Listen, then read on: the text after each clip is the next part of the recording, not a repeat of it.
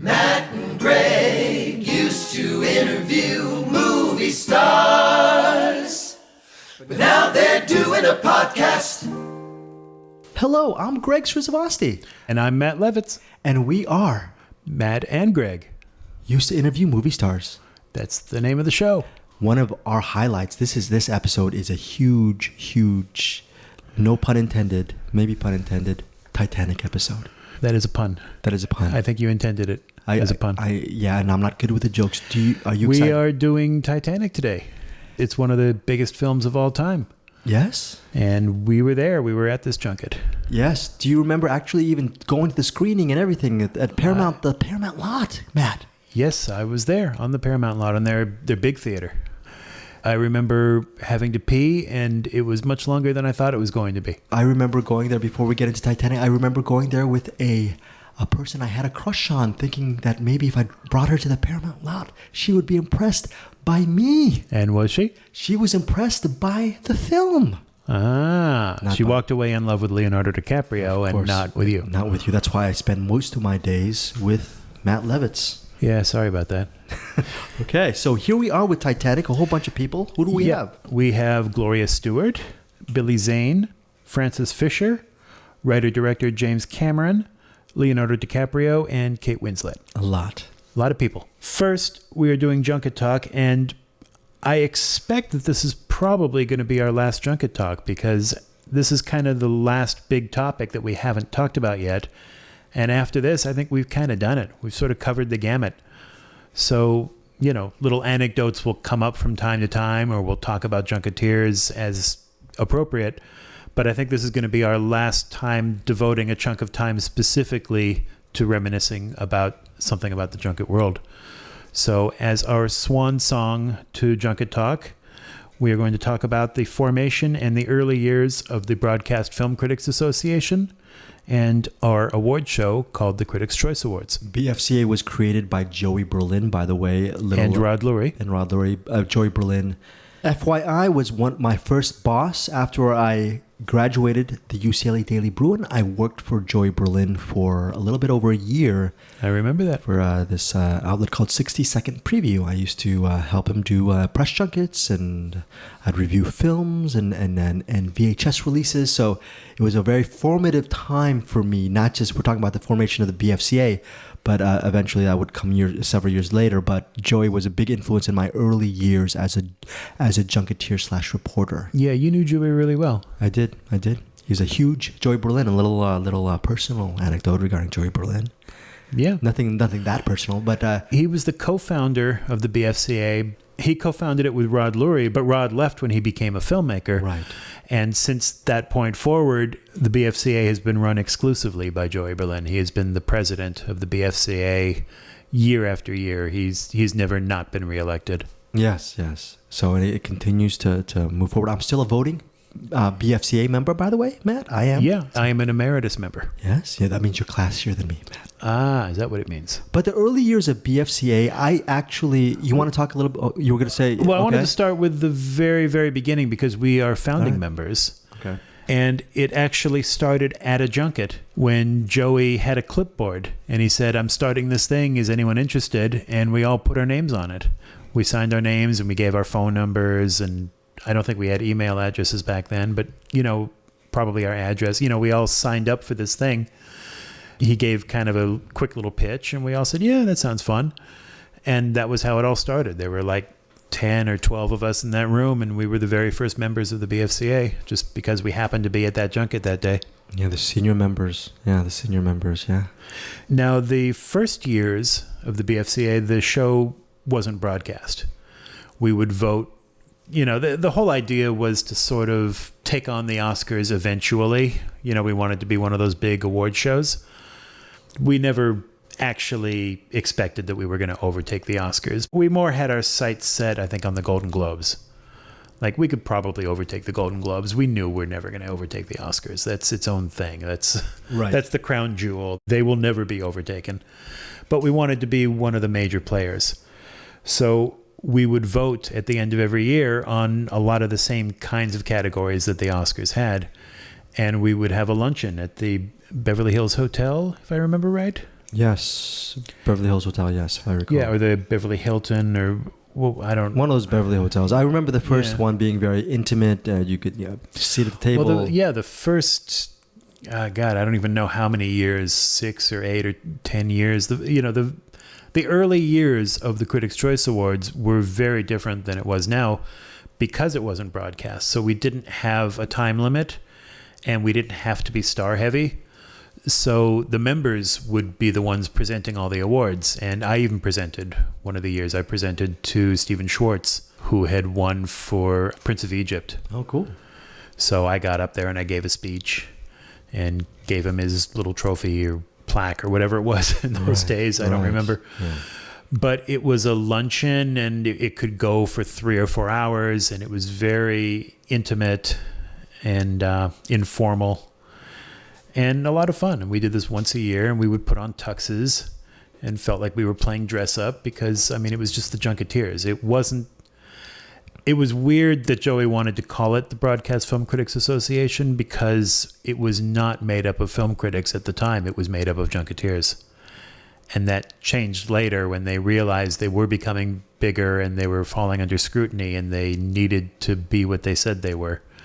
And at that point, there was kind of a shakeup and people were kicked out and others were brought in, and it did become the Broadcast Film Critics. Yeah, which is properly more heavy on broadcast and yeah, which is as it should be. Yeah, but well, in broadcast meaning there's some actual people who members now of the BFCA who are broadcast, meaning they're YouTube stars, meaning they review films on YouTube and they get a lot of hits. They have a lot of subscribership. Yeah. On my end, I'm not emeritus right now. I'm still a member because of my podcast, another podcast I do called Cinematics, and also my website's Hollywood Outbreak. So that's another reason why I still vote. I'm an Great. occasional voter, yeah. But you're emeritus, which is good. I like the name emeritus. Yeah. Okay. Yeah. Okay. So. Well, it's because I'm not a film critic, and that's actually when it happened, when the great pruning happened and people were kicked out. Joey Berlin himself was the one who pled my case to the board of directors that I should be an emeritus member. And it was because in those early years I had been very active via email, actually, in giving my ideas, making suggestions. One of the things that I'm most proud of is I came up with and campaigned for the creation of the Best Animated Feature category. At the time, animation was kind of looked down on. It was believed to be kind of a kiddie genre, just movies for kids. And I argued, no, this is real art. There are hugely talented people making animated films.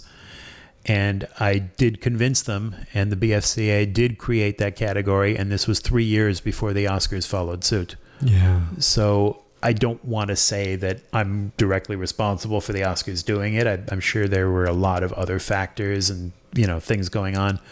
But I do believe that I was part of it, and I'm pretty happy with that. I also created the Best Ensemble category. That was my suggestion. I didn't know that. Wow, cool. And the way that we vote in 2 rounds, I came up with that whole thing and pitched it to Joey, because in the early days, we did 1 round of voting. And what they did with those results is they took the 5 best, like the 5 that got the most votes, and said, these are the nominees. And then they just revealed which was the top one at the end, to say which was the winner. And I said, we should do it in 2 rounds. We should vote for the categories, and then based on the categories, we should vote for the winner, because those things might change when you're not voting for something that's obscure. You're limited to just those 5, then the votes could fall in different places. So it was for those reasons and for a few others that Joey wanted me to be emeritus. And so cool. now, as long as I keep my dues up, I'm a lifetime member. Nice. Yeah. So we get wined and dined the last few months of every year. That's kind of my joke that I tell people.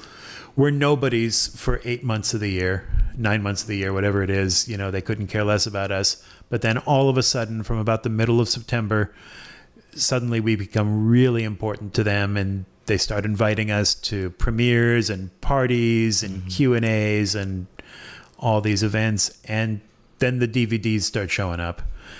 And yes, they are DVDs. I don't know why they're not Blu-rays, but we're still getting standard def for our screeners. Makes no sense to me. Sometimes we'll actually get the Blu-ray. Very, very, very rarely. Final product Blu-ray. That's it. That's what I meant. But Yeah, rarely sometimes. Like the commercial, the retail version. The retail that's version being sold yes. in stores. Yes. Sometimes that will happen, but most of it is DVD. Even though the world is moving already to 4K, we're still kind of stuck in standard def. But anyway, we get. I mean, how many screeners do you think we get every year? It's got to be over 100, 150. Just a ton, and then a lot of that stuff. Way more than we could possibly watch. Yeah. Yeah, but I try to watch it as you do too. I try to watch as much as possible each year because just on the voting level. Yeah. So. Well, the good news is most of the members are watching movies all year round. Yeah. So by the time we get to the end of the year, they don't have to watch 100 screeners because they've already seen most of it. It's just they're filling in.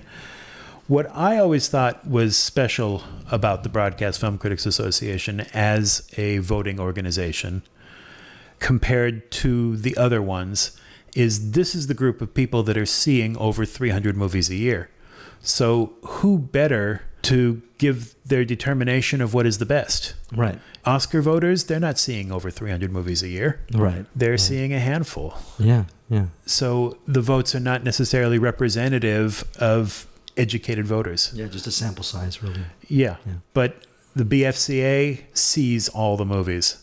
So really, when we say that someone is the best or something is the best, there's some weight behind that. Yeah. Yeah. I've only attended maybe one or two, maybe three out of the whole run. You don't attend the award show? I don't. I just maybe I love the award show. It's a lot of fun. I remember seeing you a couple times.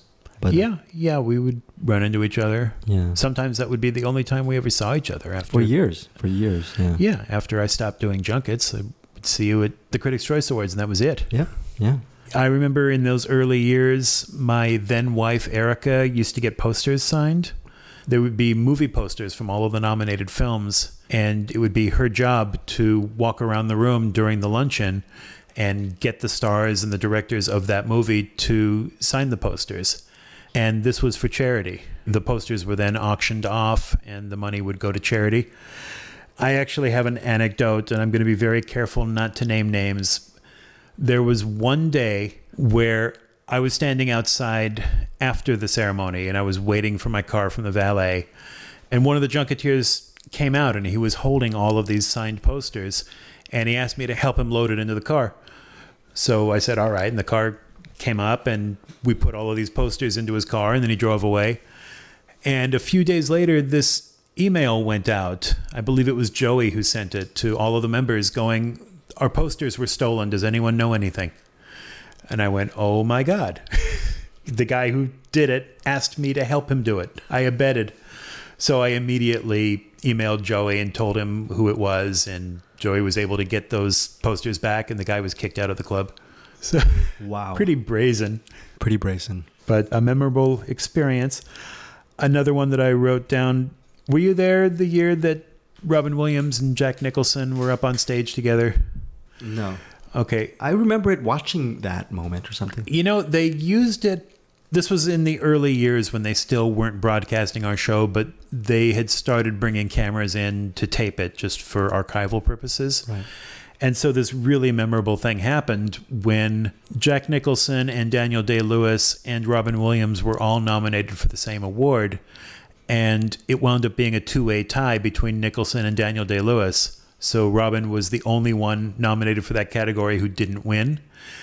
And Jack Nicholson was very drunk and just kind of up on stage wobbling and giggling. And he said, Robin, why don't you come up here and give the speech instead of me? So Robin came up and it was absolutely hilarious. If you have seen the HBO documentary that was on recently, I think it's called Come Inside My Mind, they show a good chunk of that. Oh, wow. So that was at the Critics' Choice Awards, and I was sitting about 20 feet from it when it happened. And it was incredibly memorable. So in later years, TV networks started to get involved, and the show turned into a big budget extravaganza. It was no longer just this casual thing, lasting 3 or 4 hours in a hotel.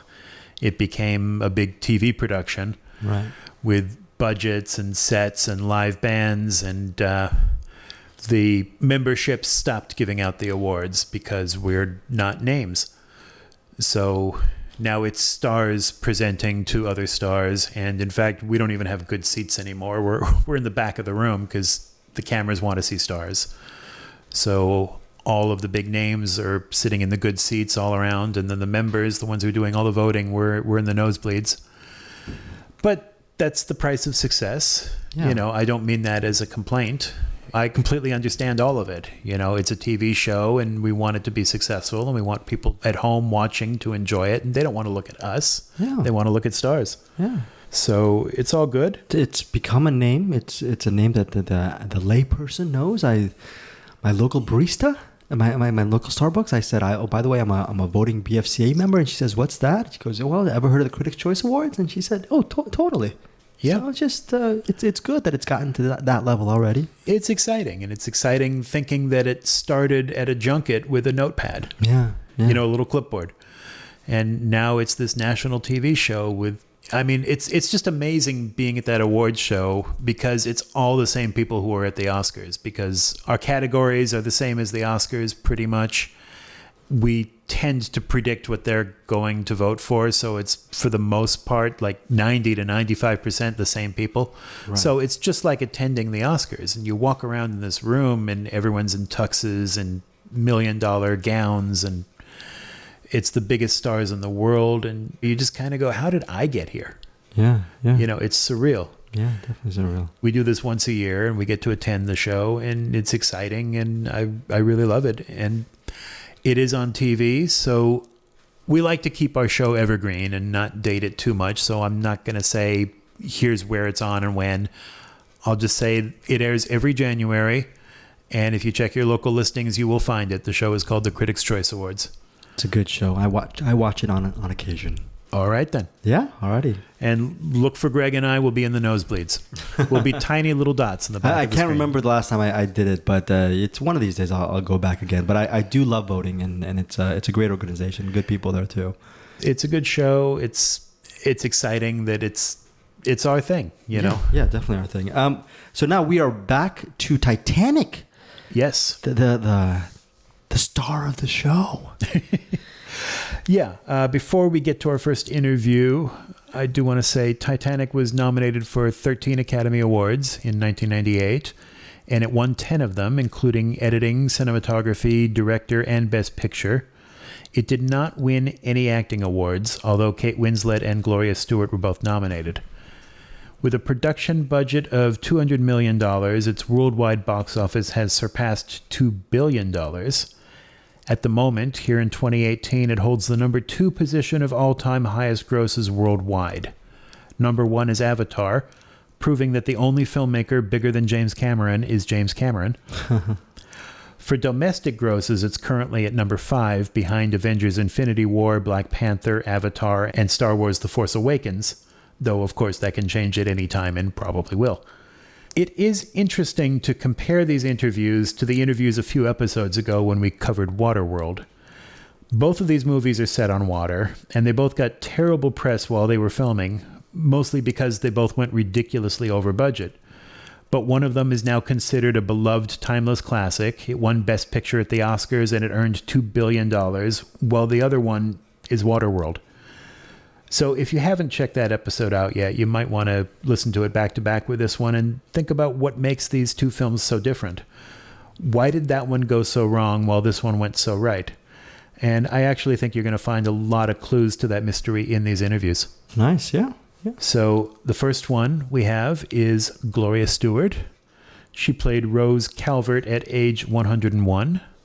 She was actually not that old at the time that they filmed it, but the character was, so they put on some old age makeup.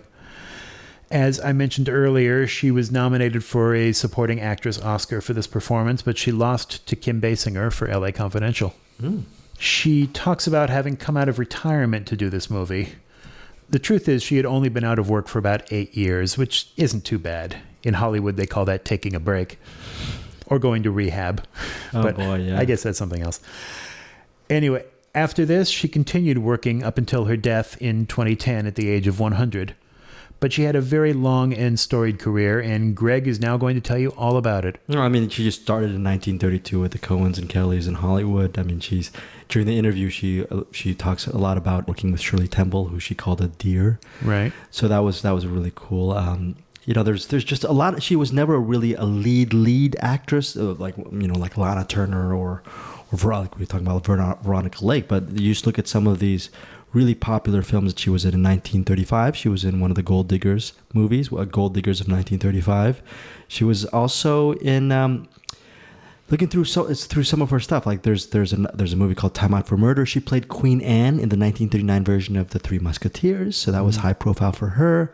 And then as eventually she ended her early career as either an ingenue or as a character actress with the 1946 movie She Wrote the Book, before returning to do television work, TV movie work with the 1975 film The Legend of Lizzie Borden. She's credited as the store customer. So essentially, like Matt was saying, she had steady work from 75 to about 1989, and that's where she took her self-imposed retirement before gaining acclaim once again for Titanic. And do you have anything else to say about Gloria Stewart? I don't. Before? I think we've talked enough. You guys are probably sick of hearing us. Let's get to the talent. Here's Gloria Stewart. Wow. She's really milking it. Hi. Hi. How are you? Good morning. I'm fine. How are you? Good. Good. I'm going to put my glasses on. You were wonderful. I'm not only old, I'm blind. Would it be I'm gonna say bye fair to to you. ask? Pardon me? I'm gonna say bye to you. No, it wouldn't. Haley, Stop. this is my Stop beautiful makeup girl. Is that gorgeous? Oh, absolutely. Imagine having to look at that every morning. No, It's all makeup? It's really, We need about 5 minutes. All right. it's a test of my character. Have fun. Have a great time. Okay, dear. Would it be fair to ask you if you have any memory at all, real life memory of the Titanic sinking? I guess much too young. No. I was born in 1910 and the Titanic sank in 1912, so I was only 2. What I remember is the Lusitania. I remember the newsboy running down the street saying, "Extra, extra, read all about it," and my mother and my father's talking about this terrible tragedy. It got us into the First World War. Was your character, in fact, somewhat based on that artist who lives in... Beatrice Wood. Did Yes. you meet her? Could you talk? Oh, I met Beatrice Wood, many years ago. And she was famous then. But when I talked to Mr. Cameron about wardrobe and so forth, he said, I went up to visit Beatrice Wood, and she wears the very heavy clothes, the saris, and the tons of jewelry, and she's a very feisty, naughty lady, even at 107. Have you had a chance to see the movie? Pardon? Have you had a chance to see this movie? Yes. What's your opinion of it? What you think of it? Well, I tried to describe it to somebody. It's indescribable. You can say it's wonderful, it's moving, it shows a venality and a criminal kind of quality of life then, class consciousness, which is not acceptable. But I can't describe it except to say that I've seen it 3 times in various stages. I didn't see it as you saw it until they sent me to London for the Royal Gala. But it's very moving. It's very moving for me, and I don't think many people will come away with what I came away with, and that was the class consciousness, which is not acceptable today. It couldn't possibly happen today. And they say that 3 things were as a result of this sinking. There have always been enough lifeboats even for the crew. No ship has ever hit an iceberg since. And no radio operators have ever ignored help or sinking.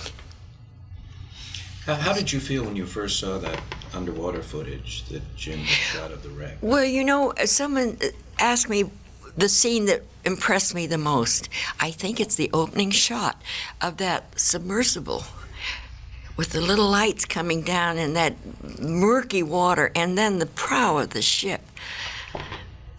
How many years later, 80 some odd years later, is scary, but the shot that I think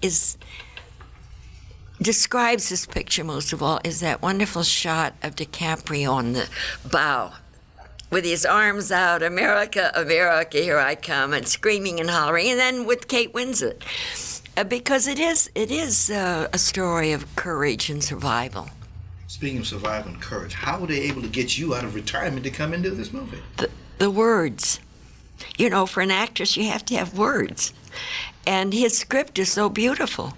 The minute that I read it, I knew I wanted it more than anything that I've ever really wanted professionally. I was dying to do it. I wrote him a letter finally. I went to London for 3 weeks the day after I read for him because I'd planned the trip and I didn't know about this happening. And I kept calling home, is it in Variety? Does the reporter, has he cast it? And so I cut my trip short and I came home and I wrote him a letter. And I had read the script over and over, and I said, dear Mr. Cameron, I think that I would like to read it for you again because I don't think my reading was as feisty as Young Rose is, and I would like to read it for you feistier. And I took it up the post office, and my postman knows, he says, you don't want to put that little letter in a great big priority. I said, that's exactly what I want to do. I want it on his desk. Friday, this was Friday, Monday morning. Tuesday morning, Melly called me, the casting lady, and said, how would you like to be Old Rose? And I screamed and hollered and cried and called my family and all my friends and cried all day and read the script. Can I describe it any better than that? Jim, how about jumping back into the acting? Was it like a day it never passed? If I get a part that comes anywhere close to this. No, the reason I quit film is, you know, I was girl reporter, girl detective, Shirley Temple's sister. Not that I didn't love Shirley. I made 2 films, and she was a miracle and darling to work with. But I came from the stage, Chekhov, Molnar, Shakespeare, you know, and I was doing these stupid parts. So I quit. So I'll go back if I get another great part. Was Hollywood dramatically different then? I mean, to come back to a film set after some of the wonderful films that you did, and I guess what could be called the golden era, to come back again, did it seem different? Or? Well, technically it did. The monitor, I think, is the main thing, that the director can see what it's going to look like on the screen. He's not looking at you back of the camera with the lights and everything around, you know, and also sound. We used to have that little porcupine over us, you know, moving like this. Now, you don't have to worry about getting in the sound man's light. What was your favorite scene? Scene? Yes. Along with what I took away from the film, when she says there were 7 boats in the water and only 1 came back. 1. That to me was the scene I most liked doing. I still weep about it. I mean, it unbelievable. How about all the old age makeup that they put on you? Was that what was that like to endure? Well, somebody said, didn't you mind being made up to look on it? No, you know, if you're an actress, you don't mind. You can, you know, they can make me up to look like a gorilla. I don't care if the part's great, you know, and that is called for. No, my makeup man was Greg Canham. He's won 2 Academy Awards. And I got up at 6 o'clock at night, or 4 o'clock in the afternoon, had breakfast, and was in makeup at 6 at night. And so I just slept while they put it on. And what was tough was after 8, 10, 12 hours work, taking it off, because it took an hour to get off. You can only take it off with water. So I had 2 people with sponges and water doing this for an hour. A lot of descriptive adjectives have been attached to Jim as a director, some complimentary, some not so complimentary, even on this film, you know, which you were not a part of from beginning to end. But how would you describe him? Well, I describe him as a Renaissance man. I've never had a director, and I think there are very few directors who have written a script as distinguished, as brilliant as this script. So he's a writer, he's a director, brilliant producer. He's won 2 Academy Awards for scientific achievement, underwater cameras, he and his brother. He's a hands-on director. He's able to tell you exactly what he wants. He was like James Whale. They are very close. James used to come on the set of The Old Dark House, and the prop men had done the whole dining room table, and he would rearrange it all. I laughed in my scene with all the photographs here. The prop men had worked an hour putting them on like that. James Cameron came on the set. He rearranged the whole thing another hour. I think the picture cost a great deal of money, but I think they got their money's worth. There's no cardboard behind. There's no fake stuff. It's all real. And I think it's money well spent. It doesn't bother me at all. What was the feeling of the crew when they knew that they were over budget? They knew they were way behind the production schedule. Was there a bad morale among the crew? How did the crew feel about that? No, well, I always have gotten along with my fellow actors and the crew. I never got along with the front office. So as far as I'm concerned, it was laughing and scratching all the way. I never was party to or ever heard any difficulties, but I understand there was. But I was never a witness to it. It was a very happy happening up in Halifax. What was the hardest part for you? Pardon? What was the hardest part for you of doing this film? The hardest part, I think almost the last shot where I walk along the deck, but just physically hard. There was never any mental difficulties, emotional difficulties, but walking along that deck in the middle of the night, 20 miles off Halifax with the wind machine on because there wasn't any wind, in that very sheer gown, although I had a lot of flannel on underneath. And climbing up on the bow.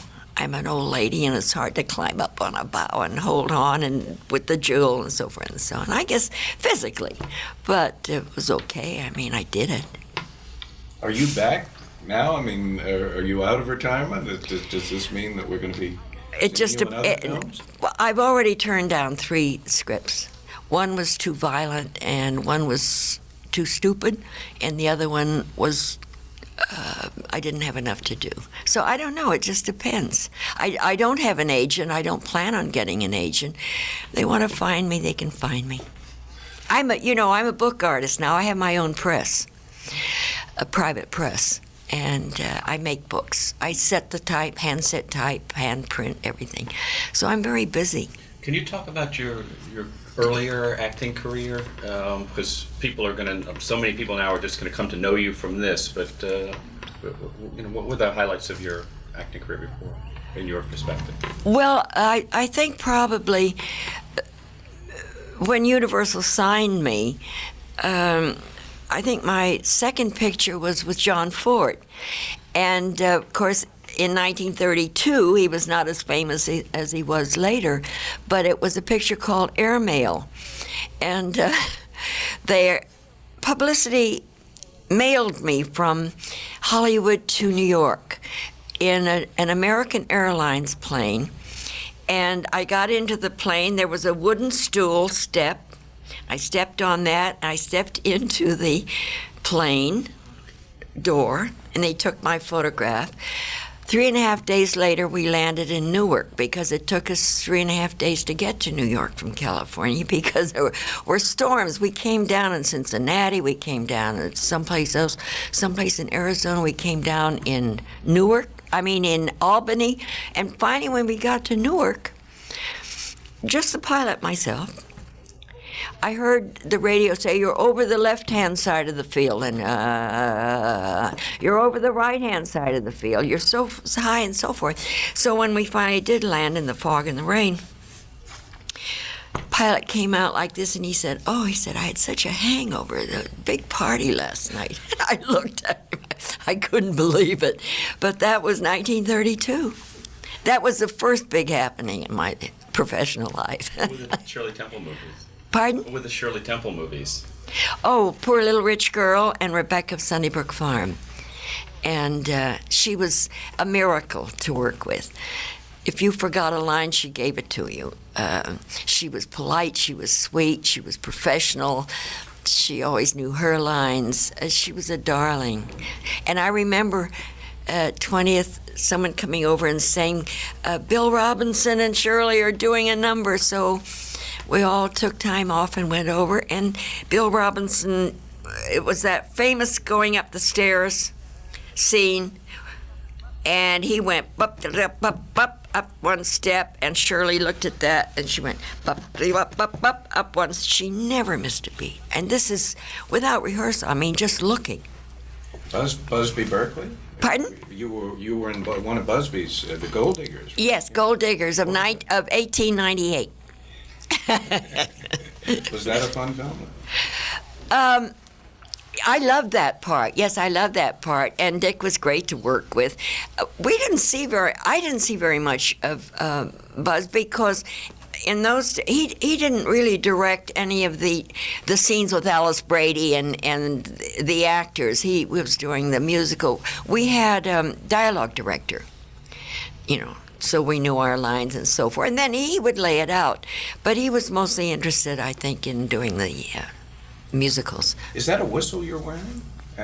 Yes. Is that from any significance to the Titanic, or just? No, I tell you what it's from. We were very close friends with Lauren and Bogey. And you remember the scene where she says to him, "You know how to whistle, don't you? You just put your lips together and blow." So we saw it together. So I said to my husband on the way home, "I want a whistle." So he bought me this whistle. No, this is from To Have and Have Not. Will you do us the honor of sounding it off? Since we're radio, we can record the sound of that. Pardon? We can record the sound of that. Oh, you're not sitting next to it. If you would like, if you would like. Pardon me? He's asking you if you could blow the whistle. So We're radio, so we can go ahead and record. Oh, yeah. It's great.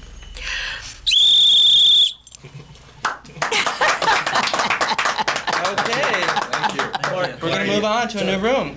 Oh, okay. That also comes in handy if you're on a sinking ship and you're trying to attract attention.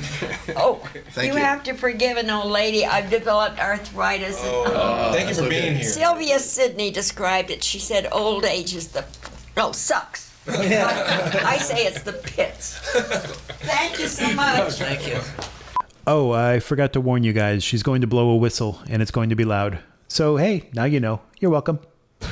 And it was cool that she mentioned, a friend, Sylvia Sidney, classic actress, that she was saying it towards the end that, aging in old age is rotten. So I wish we had a little bit more time with Gloria Stewart and more interviews with her in the intervening years, so she could tell us more old Hollywood stories. That would have been really cool. But at least we got this one. So next up is we have Billy Zane. Yes, we do. Now, in our last episode, we spotlighted Back to the Future 2, and now we're doing Titanic, so clearly that means we're Billy Zane fans. Zane, of course, plays the villainous Cal Hockley in Titanic, the jealous and dangerous fiancé of Kate Winslet's character. In the Back to the Future series, he played Match, one of Biff's hoodlum friends who always had a match in his mouth instead of a toothpick. If you remember, in the dark future of Back to the Future 2, Match had graduated to one of Biff's security guard henchmen. And in the scene when Marty arrives in the Nightmare 1985 and discovers Biff's hotel, his henchmen surround Michael J. Fox, and Billy Zane tells him, "Sonny, we can do this the easy way or the hard way." And then another thug promptly whacks him on the head and knocks him unconscious.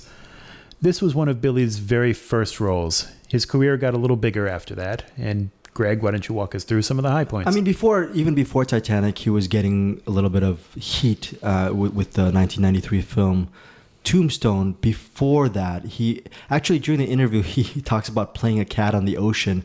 What he was what that was a direct reference to. What he was referring to was the 1989 Philip Noyce directed film Dead Calm, which he played this sociopath. It was a little bit of a remake of, or kind of an homage to the Roman Polanski film Knife in the Water, and it starred then ingenue Nicole Kidman and Sam Elliott. A great film if you haven't seen it, 1989's Dead Calm. So that was Billy Zane's reference. By the time he got around to doing Titanic, he was in his own tentpole-ish film that never took off. He was the lead, the titular character in The Phantom. I actually did that junket in New York back in '96. Slam Evil. Yeah, and I actually got one of those Phantom rings as one of the junket items that we got. Maybe even a shirt. I forgot, but I remember the ring. But that movie actually didn't do that well. But it did Slam Evil. It did Slam Evil. But here we are a year later with Billy Zane, not slamming evil, but actually being a little bit. Yeah, he was not too evil as Cal, but he had his moments. But the Titanic was, like you said, that it set him off to a different path, which we will discuss. Oh, you were saying? Okay. Yeah. Well, he's going to talk about a movie that he made that came out about 2 years later in 1999 called "I Woke Up Early the Day I Died." Rotten Tomatoes gave that film a 27%, and I can find no record of its box office performance, which implies to me that it probably had none. But it sounded like an interesting story. It was based on an Ed Wood unproduced script. So he'll talk about that. And that's about all I've got, unless you got anything, Greg? No, nothing yet. Maybe a little bit in the postscript. Here is Billy Zane. We haven't seen you since the Phantom. You were wearing orange hush puppies that morning. Oh, God. Oh, we got time for the air conditioning? Oh, man, give the guy a fucking break. What? I love those. Yeah? Okay. Yeah, okay. Well, give the guy the hush puppies then. That's it.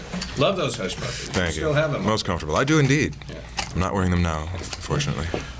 What a stretch to play a cad that we love to hate, huh? At sea, no less.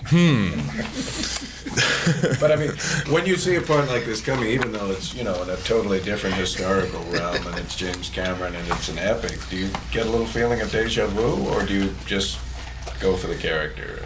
Oh, you have to go for the character. I couldn't not do this film because I've played, a couple villains before. And I also knew that, nothing would be lost in terms of mining complexity within a character that is normally reduced to bold strokes in other films usually, Entertaining obstacle is usually the role you are kind of whittled down to in lesser projects. But here, he crafted a character who you don't necessarily relate to, but can understand, the motives. He allows a little breath at the beginning and end of scenes to see the wheels turn, to chart the motivation, to see how they, shuck and jive and adjust accordingly, for ill, usually, but in this case, there's a degree of sympathy, I imagine, that, could be found in Cal. It's kind of hard, but it's, if you have an understanding of the milieu, you can, and the social change that was going down,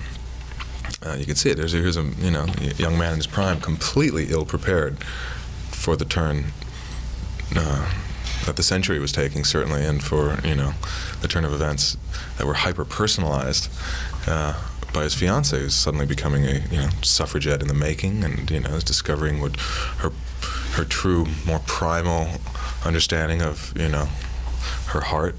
These things are just, one, highly radical on land, let alone, on that microcosm, and incredibly embarrassing to Cal. And it was just too much to deal with. 4 days and then 2 hours, to kind of settle your affairs and kind of deal with a broken heart and discovering what his heart means a little all too late. It was great. But you get the sequel.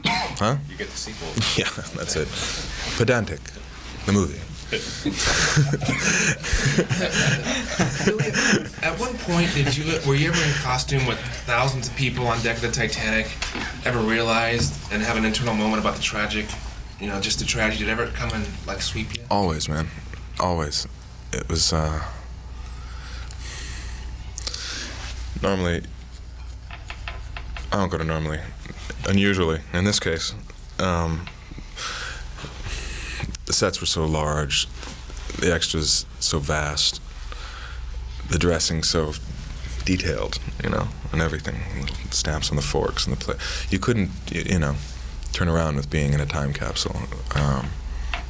and it really helped creatively. It allowed for that secondary experience to encroach almost all too often upon the primary, and once there, you couldn't help but be hit with the emotional waves of lost souls, and the tragedy that was there. It was haunting. It was certainly spooky, and we were stirring up a lot of memory and trying to be as respectful as possible. So you did the principal photography, you lived through that, but then now films take a second life with what's being added in post. What was your experience seeing the whole thing up there? I experienced something I never really had with other films of mine that I viewed, and that is a level of objectivity as an audience member. It's completely removed from my work, and that's certainly credit to the man and the film for that. I was deeply moved, and I wasn't thinking about what I had for lunch that day, or that pimple on my chin, or whatever. It was just like I was delivered, and it was great. I don't know if that will achieve that again. You can only hope, but it was a very moving experience for me. I think you referred to Jim at one point as the coach, but I mean, people have cast him as a good coach, a tough coach, the kind of guy who'll kick your ass and then take you to the locker room if you win. How would you describe that? What he brings to a set?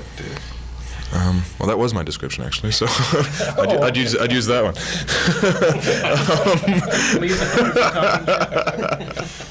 I do a great imitation. Yeah, it's pretty good, man. No, he's a master, and thus a great teacher. Loves anyone who loves the craft, wants to be met with equal passion for the objective, and if you show that you are, invested, he will just embrace that fully. I learned so much on this. I spent more time on monitor on days I wasn't working, than anywhere else, and when I was too. He was just really eager to share the what and why. I mean, and he would do it with others as well. I mean, one minute he'll be setting up 17 cameras and 500 extras on the bullhorn, suspended in a 200-foot crane cage, swung over like Peter O'Toole in The Stuntman, and he'll put the brakes on and hit the deck, and then talk to an extra, to take an extra aside and give them backstory, your daughter's on the other side of the ship, she left her stuff in the cabin, and you're looking for her, you come from you just lay down a complete, motive and environment and perspective for someone who's just running through a shot, because I always believe a film is as good as your extras, and you can just tell a bunch of people to flail and run, but if they don't know what's really going on, I mean, that's just the example of his attention to detail and his ability to, part the Red Sea. That was just, and as well as applying the perfect trickle of blood. He'll do it himself. He'll drop the big machinery and come over and just just do the right little amount of blood he wants on there. He's very hands-on. Equally, he'll shoot the most dangerous shots. He'll operate in the hallway, the gushing water. He's the front man. He won't put you in harm's way that unless he does it himself. But were there frustrations for you on this endless project? I understand not all the actors are thrilled by the experience they had doing this. It was hard, but if it was easy, we'd be worried. I'd be worried. I couldn't imagine this being a cakewalk. We'd be doing something wrong. It had to be difficult, and a lot of people don't like to be pushed to their own personal limits. It's confronting and upsetting if you're called upon, and crew and cast were always called upon. I liked the challenge. I liked going there, and trusted, immensely the man who was pushing me there, so it was easy. You know, I don't know. It wasn't frustrating. It was you knew this was a once in a lifetime opportunity, and you can you can bitch, you can moan about it. Just seemed everything fell away. Anything that it just appeared petty. You know, yes, it's cold. Yes, you're wet. Yeah, you're in wet clothes for 13 hours. Deal with it. You know, like what are you gonna? Would you rather be, at home dry, or like making history? I mean, tell me, what are your choices here? There's like hands down. It was 3 years of his life. How much time do you have invested in this? About a year. A year. I mean, 7 months of shooting, and then there was, quite a bit of post and sound and a little bit of reshoot. What's the best bar in Rosarito? Oh man, what the hell's it called? It changed hands. Shoot. This guy from Chicago runs it now, and the sign fell down in a windstorm, so it was like the nameless bar, but it's about 2 clicks from set, so you can. Any good stories about detaching from work and just kind of going off? Absolutely. I mean, it was the most odd and appropriate counterpoint and antidote to North Atlantic tweedy behavior. It was like leaving set to the sound of drunken mariachi bands and like mad taxi rides through backstreet Tijuana. It was good. I think it kept it fresh personally. It made you want to go back to the pomp and circumstance every now and again. I don't know. I don't think the film could have been made anywhere else like that, and I think that was, certainly financially it was beneficial, but the spirit of the Mexican extras, crew, construction team. There was something in the national character that made this really possible, and I think a lot of credit has to go to them. It's a willingness to perform, a fascination with what was being shared, a sense of making history and a pride in being part of it, but then something that was just far more profound and deep, if not like alien-brained, from something very ancient that was just knowing more than anyone, but not getting never really getting the credit for it. But there was something inherently, we can create all these, new devices and means with which to entertain and what have you, but there was like something that was far more important and profound under the surface there. It's just my personal love of Mexico, but to see it infiltrate by osmosis a tale and a process that would be the last thing you would relate it to was really inspiring. And there were a lot of rumors, though, pouring out of the set. The film is in trouble. Everybody hates Jim. Jim hates everybody. You couldn't have been totally insulated from that, even though you were a long way from, the Hollywood rumor mill, could you? No, we weren't. What kind of effect did that have on everybody? None. We knew we were open game. It was just like, cost, reputation, nature of media having to wait 7 months for this movie, and with a title, the theme, come on, about a big ship that sinks. They were just like people pining for like headline puns. They were just like filing them, waiting to like spring it on, hoping it was a dog, and like we expected it, anticipated it. They would come in, some would be founded, some would be not, and we knew that. The proof's in the pudding, but no one was gloating. That was the cool thing. Everyone knew they were on something, but it was maybe the reverence for the lost souls, the subject, was it created a weird sense of humility with the project, and that we knew would eventually be infectious, and people would see it in the movie, and it would all be made clear. But it wasn't like there was no last laugh kind of energy. It was like, yeah, right, and okay, no problem. To project forward, how do you think the next April 12th will hit you?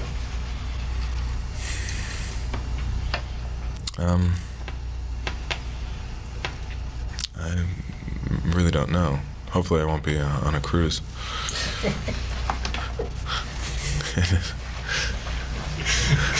I'm like, be ashamed to find it out, figure it out, check the watch while you're like, cruising the Caribbean. Or did you find, I mean, one of the amazing things in this is a reminder of the class distinction that permeated that ship. Was that a little eye-opening for you, or you were already well? I wasn't aware at all. I mean, I knew of, you only knew what was really reported, and they tended to write about the first-class passengers and the acts of heroism and cowardice that, ran rampant upstairs.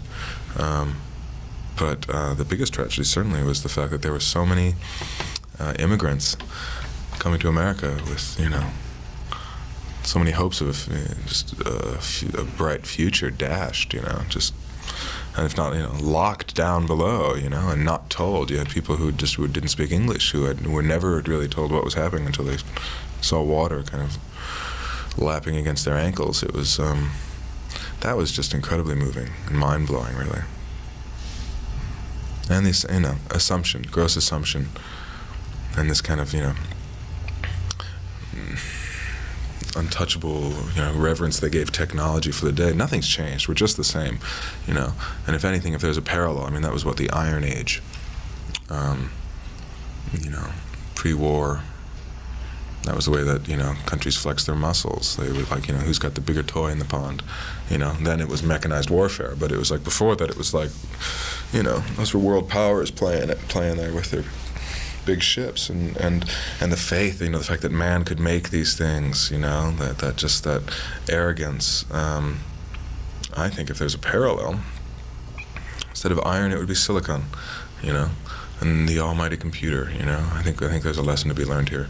We shouldn't put too much faith and too much reverence in these, in these tools and these materials. I'm big on it. I got 3 of those things. Don't worry about it. But I wouldn't try to float on one. So, Billy, what have you been working on since? I like to counterpoint or antidote studio films with independence and vice versa, and go back and forth. And I thought the only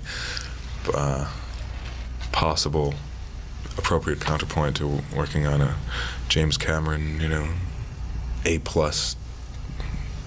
huge movie would be Ed Wood's last screenplay, written in 1974, and produced this material that was a silent film, really. There's no dialogue. And it's a kind of deconstructionist tale and an opportunity to kind of celebrate a king of mediocrity. You feeling it straight or campy? There's certainly a camp flavor to it. I mean, the tone of the film is like a bit Fellini and a lot of Chaplin, but there's dynamic, as sincerity, but there's dynamic, and there's a lot of physical comedy and a lot of comedic structure that would befit something like that. So, but there's camp, but it's not too tongue-in-cheek, certainly. It's a totally silent film? Well, ironically, sound has a huge element to do with it, which I have to say is a credit to Ed Wood. I think he wrote this piece that his wife said, if there was a fire, he'd grab his typewriter and a copy of the script, and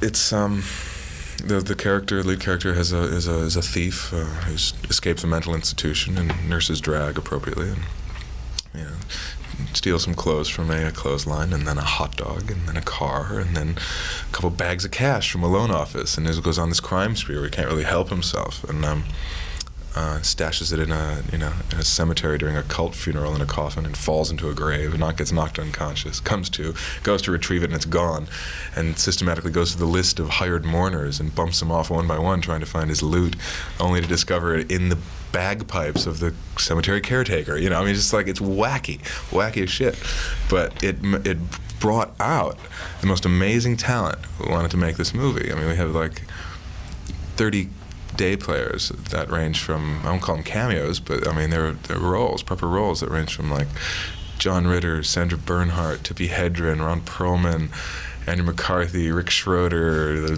Phoenix Sisters, Rain and Summer Phoenix. I'm like leaving out at least 15 people. Max Perlich, Carol, I forgot his last name, but he played Lurch in the Addams Family. I mean, we just had like every day it was about working with someone new. It was like, you know, a Stanley Kramer fantasy, you know, some mad world revisited, you know.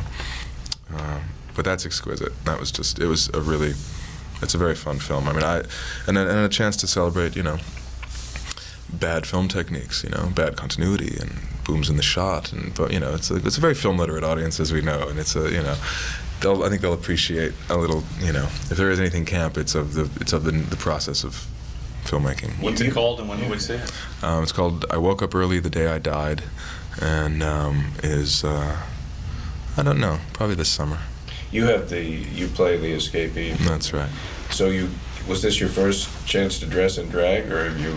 No, it certainly was, and hopefully the last. Those stilettos were very painful. Did you manage to keep anything personal from your wardrobe or from Cal? Anything from the Titanic that you have in your personal collection now? Deck chairs, baby.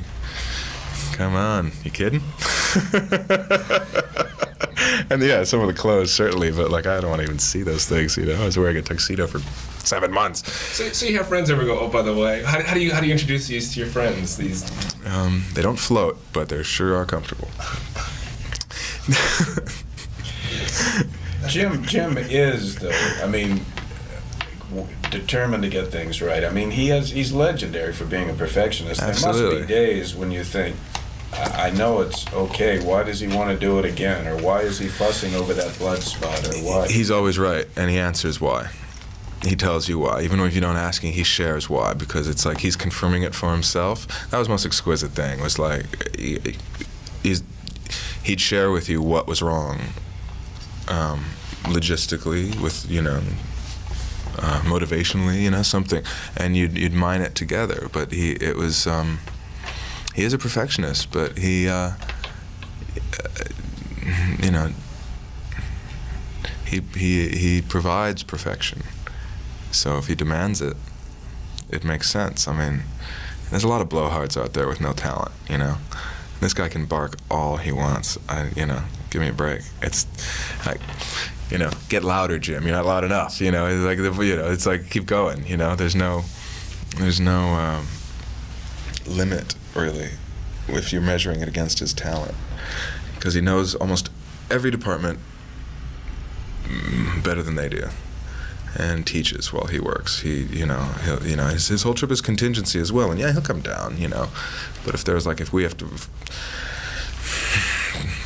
700 people have to wait around because there's not like a third gun, and after the first two have jammed, there's not a third one on set, and we got to wait 10 minutes while someone goes down the elevator into a minivan, cross this lot into, you know, that's just silly. And he'll lose it, and he's right, you know. That's crazy to think that, you know, how long it would take to get a third and to trust that, you know, this prop, this antique is going to hold up for the number of takes.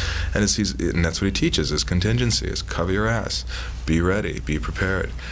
And it was just great to watch. It was great to, you know, play football for the coach. Does he let you do, you have your script, but does he let you kind of improvise and do 19 takes or whatever you want to do? That's available too? How does that work? Well, you come to some consensus, you know, you try a few, and then it's always, I like putting spins on it. I like grounding, you know, as long as it's rooted in the, you know, certainly the objective of the scene is met, and it's always rooted in sincerity, you know. Now the fun is like, you know, let's do an ironic take. Let's do a. I like providing. That's what I wanted to just offer up as many options as necessary. He's editing the film, and editors love options, you know. Who knows where the scene needs to go in the mix emotionally? Everything else you've structured, you know, you want to keep a particular arc going. So I think he enjoyed that. I certainly did. We had a really good relationship based on just providing the elements, you know, of that, so a scene could go any direction. In general, can you talk about some of the positive and negative aspects of doing a studio film as opposed to doing an independent film? What are the pros and cons of both? Absolutely. One of my favorite topics.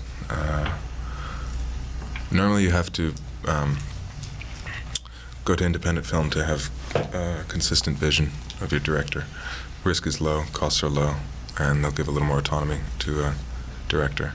It's really rare in studio films. It's always art by committee, no matter what the scope and structure, in independent or studio, which means, you know, the larger the committee, the more detours that vision can take.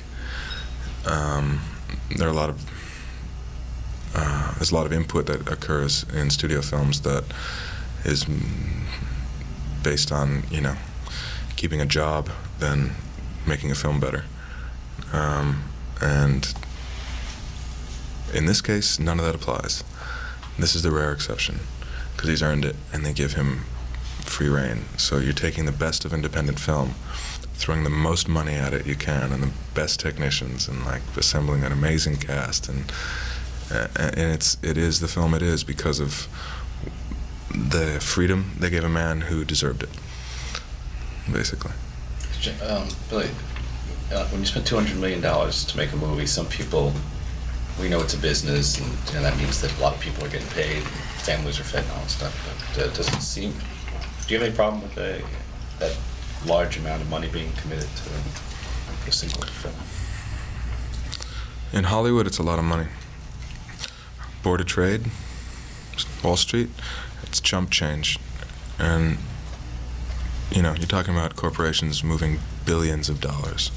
Billions. It's amazing how much money moves. Most, you know, entertainment news is one of the most widely read aspects of news that the country is into. We know that, you know, the calendar section, what have you. It's like, and so that becomes the measuring stick for cost is in film. It's an illusion, you know. It's not a lot of money. I mean, it's a ton to me, you know. And yeah, I'd rather let's go feed a small nation tomorrow. If it's well spent and you can move millions of people into wanting to go feed small nations, then you've done, you know, you've spent it well. But in the real scheme of things, financially speaking, it's not. I'm surprised this movie didn't cost more, to be perfectly honest. Last question. I guess there wasn't a rap party per se, was there, since it never seemed... There will be. There's a cast and crew screening on, I don't know when. What day? Someday. I think it's Saturday. Saturday. Yeah. In the afternoon. But there were always, you know... So as a result, we, you know, had a rap party every night. Great. Well, Thank you. Thank you. Thanks. Pleasure. Thank you. Yeah, I've always loved Billy Zane, especially when I was a kid watching Dead Calm. I just thought this guy would be the biggest star. And, you know, even though he didn't turn out to be the biggest star, I actually liked him in The Phantom as well. So I was an early fan of his work. Over the years, he's become a go-to lead actor, character actor, maybe not in the most Titanic type films, but recently he was in Samson. He was in, I like these straight to video movies, streaming movies. He was in Sniper Ultimate Kill back in 2017. He started in a TV series in 2016 called Guilt. So he's had steady work over the years. Just, of course, who could forget his run as Billy Zane in the Zoolander films? He's memorable in those as well. Right. Yeah, but you know, he's had his credits. I just wish a lot of his movies were actually on that A level studio level, which he was in the early part of his career. But still, he's still working and that's the most important part regarding his career. So, of course. Yeah, Billy Zane. All right. So moving on now to Frances Fisher. Yeah, Frances Fisher. I was actually a bit embarrassed regarding this interview because I asked her a question about Frances Fisher. As many of you know, she's the Titanic is one of her most popular films. I'm a huge fan of her previous film Unforgiven, directed by Clint Eastwood. There were moments during the interview you can hear Frances, along with talking about working on Titanic. She alludes to her working relationship with Clint Eastwood. At the time of the interview, I had no idea that, for some reason, it was not even in my purview that she and Eastwood were together for a period of time. So right when she actually, if you listen to the interview, folks, and she talks about a little bit, maybe about Eastwood a little bit there, it sounds a little bit, not tense, but just not overflowing with praise. I immediately jump in And I just upped the ante with asking her about what makes Unforgiven such a seminal, just classic film. Because I still am a huge fan of Unforgiven. Not thinking about her answer is not going to be as flowery, and she's not going to overpraise that film because of her own relationship with Eastwood. They have a daughter together, Francesca Eastwood. But nonetheless, I mean, when you think of Frances Fisher in the '90s with Unforgiven and Titanic, these are two big films from the decade. So she's highly recognizable. Yeah. So what is your phrase, without further ado? Without further ado, here is Frances Fisher, and please excuse my Unforgiven question. I'm starting to get a little blurry. So if I am not repeating myself, tell me. So I'll keep telling my stories. I know, that's the How are you problem. guys doing? You tell the great story, 2 times, and you can't tell it. Actually, I haven't repeated myself yet, so I don't know what's going to happen this time. Yeah, we'll take care of that. Okay. So just tell us everything you've told everybody else. What were you particularly proud of? Was this? I mean, it turned out to be a longer stint for you than you first envisioned, like for everybody else, I guess. Yeah. Did you have any idea what you were getting into when you signed on to this? Or? Not to the extent I think you're kind of alluding to. I knew it was going to be long. They bought me for 5 months, and I think it turned out to be 6. And I had no idea how specific and detailed the whole thing would be, and it was a pleasure to work with craftsmen of all kinds, to create this epic Even movie. when Jim was focusing on what seemed to be the tiniest details on the set. I love, he's so funny. There was one scene, the scene where Leo dresses up for dinner in the tux, and Kate comes down the grand staircase to meet him. And he was doing a close-up on Leo, and over his shoulder was just like the floor, right, out of focus. And Jim, stop, there's a spot on that floor. It's like, what spot? Where? It's over Leo's left shoulder. We can't roll now. We got to clean that up. He says, nobody's going to see it. Hey, people are going to see it. They're going to focus in on this spot. He said, this is supposed to be a brand new floor. There have been extras walking back and forth all day for the party scenes, but it was supposed to be a brand new floor. Couldn't find the cleanup guy fast enough, so Jim ran off somewhere and came back with a little bucket of some kind of solvent and was down on the floor himself, wiping up that little spot. He says, you're going to thank, he's like on the floor going, you're going to thank me when they're looking at you. They're not going to be looking over your shoulder. And it's like, I'm looking. I go, Jim, all those years of janitorial work paid off, because he was so hands-on. He would even get down and clean the floor. I witnessed it. I should have taken a picture. But isn't that a little obsessive? Speak it, spit out. That's the first time I've heard this word today. Obsessive. Who could we be talking about? Well, what everybody seems to talk about, the one area that everybody doesn't like, is the class distinction. What's your feelings about that? People don't like? A lot of everyone's told us that they had some very definite feelings about that. What's your feelings about that? About the class distinction? That you have in the ship. Well, it's uncomfortable, but it's the reality.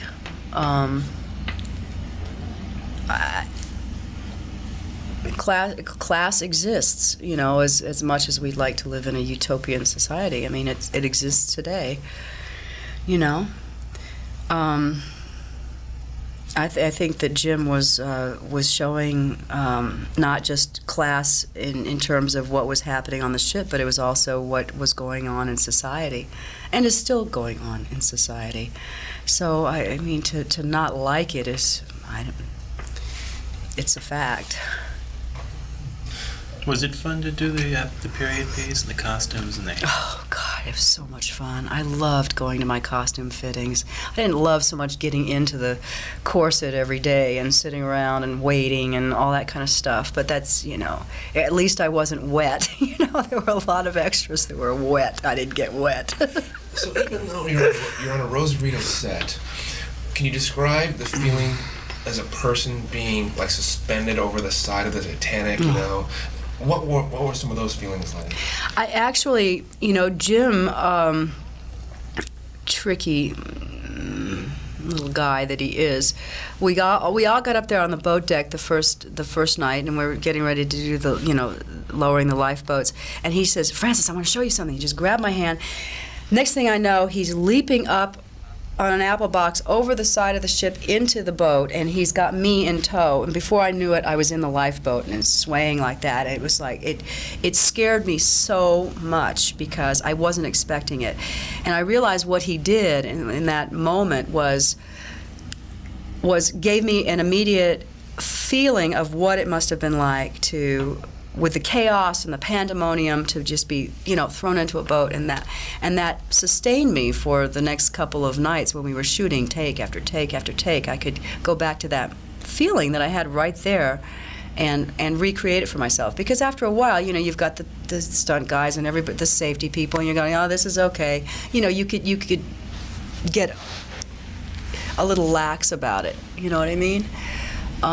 It was scary. I remember every time I got back out of the lifeboat, I would burst into tears. Why? I don't know, but that would just happen to me. I was so happy to be back on what I perceived as solid ground. It really was affecting. Was there a moment when the emotional impact of what must have happened all those years ago would hit you? Yeah, and it would hit me in my dressing room. It would hit me at home, never on the set. I got down there, and they gave me an A&E documentary on the Titanic that I watched at night after I worked, and I would come to work the next day with my eyes all puffy from crying because, again, it was observing a tragedy that didn't need to have occurred. And that, to me, was so sad. And then reading about, children, you kind of go, adults, we can all, they've had their lives, but when you see children who never even had a chance, who were just innocent victims of it, it's just heartbreaking. There were moments like that, moments in my dressing room, really, moments when we would all be waiting, and there would be this sadness that would overcome a lot of us because we felt that those beings were with us, and there were times, there was when Kate was saying goodbye to me, Rose was saying goodbye to Ruth, there were a lot of moments where she would improvise and really get my emotions going. She was a terrific actress to work with. What do you do for fun when you're down there? I mean, or is there any time for fun? Rosarito Beach, Mexico? Are you kidding? Oh, we had a ball. There was a little restaurant called Calafia 2 minutes away. Has somebody told you these stories? Oh, no. No. Oh, you've had it? Well, it got to the point where toward the end of not even toward the end, it was even in the middle of the production, it's like, I was about 2 minutes from the set, to drive down to wherever the set was. And sometimes would get a little impatient waiting in my dressing room, sitting bolt upright, and am I going to work tonight or not? Because there was a lot of times schedules would change because of the weather or whatever. And I would just take my cell phone and say, "I'm going to go to Calafia. I'll be there. You can call me. I'm 2 minutes away." And so there were a number of evenings where we spent time tasting the local food. And this is terrible. I'm just starting to ramble, aren't I? We had a good time. There was time to hang out, not for the crew, obviously, because the crew was they were working every day. But the actors had some good times. The band, the actual band, played at the hotel, and they would have grand parties on the weekends, and it was nice. You were sitting in the bar though, not in costume and makeup, waiting. No. I finally learned how to get into my costume like in 15 minutes, and they would always give us like an hour warning before we were called, so I always had plenty of time. Toss tortillas? Huh? You had the tortilla toss on the cliff there at Calafia? No, never did that. Oh, yeah. You got to light it with the lighter that goes for it. A flaming tortilla. So what was the toughest part about doing this picture for you? Really, the toughest part was waiting around and not knowing if you're going to work or not. There were a number of times, because of weather problems and things like that, we'd be sitting in our dressing rooms in our corsets, and it sounds like we're whiny little, but you know, if you had a corset on, I kept threatening Jim with a corset. I was going to get one in his size and make him wear it for at least an hour so he could understand what it felt like to sit there like this, where you couldn't take a deep breath and you couldn't eat a full meal because there was no place for for anything to go. That was the for me. So it's nothing really. I had a great time. I had a blast on this movie. I'd work with him again in a second. But the hardest thing was waiting and not knowing whether we were going to work or not because of conditions outside or whatever. And finally, after 12 hours of waiting, and finally going, okay, the sea is calm. Let's get out there and shoot. And then the sun would rise. So we'd get one shot off, and then we'd have to go home because the sun was coming up. Because Jim is, thank God, he's a perfectionist, and there are no shortcuts in this film. And if there was just a ripple on the water, he wouldn't shoot because it was dead calm that night. And one of the descriptions of what the water was like is that the only way you could see where the horizon was is because the stars stopped, and it was black. And he wanted that. Have you seen the film? Oh yeah. What was it like for you because obviously you didn't see it with all the bells and whistles that were added in post-production. Yeah, I saw a rough cut with a temporary track and not all the special effects in, but enough of it, and it was overwhelming then. But I was focusing a little bit more on the impact of my work and what I'd done, if it had worked and all that. So I was watching it from that point of view the first time. At the Royal Premiere in London a couple of weeks ago, I saw it as an audience member, complete, and I was just knocked out. I couldn't stop crying because I had divorced myself from that character, so it wasn't me up there doing my acting anymore. It was just, she was just a piece of the puzzle. And I was overwhelmed. I was reeling for a couple of days after that because it was almost too much, I felt it was just too much emotion, it stirred up so much about, one's own life, and then, the effect of people thinking that they're stronger than nature, and the class thing, and the audacity that people have, and even spending $200 million on a film. I mean, there we are, But as I said before, maybe this film is going to impact somebody somewhere and make a change for the better. It's money, it goes around. It's going to give back. It's going to maybe change somebody's life or wake somebody up. It's not like Jim took the $200 million. No. In fact, he loves to brag that he waived his salary. We were sitting here puzzling. And how can he's telling us he's worked on this for 3 years for nothing?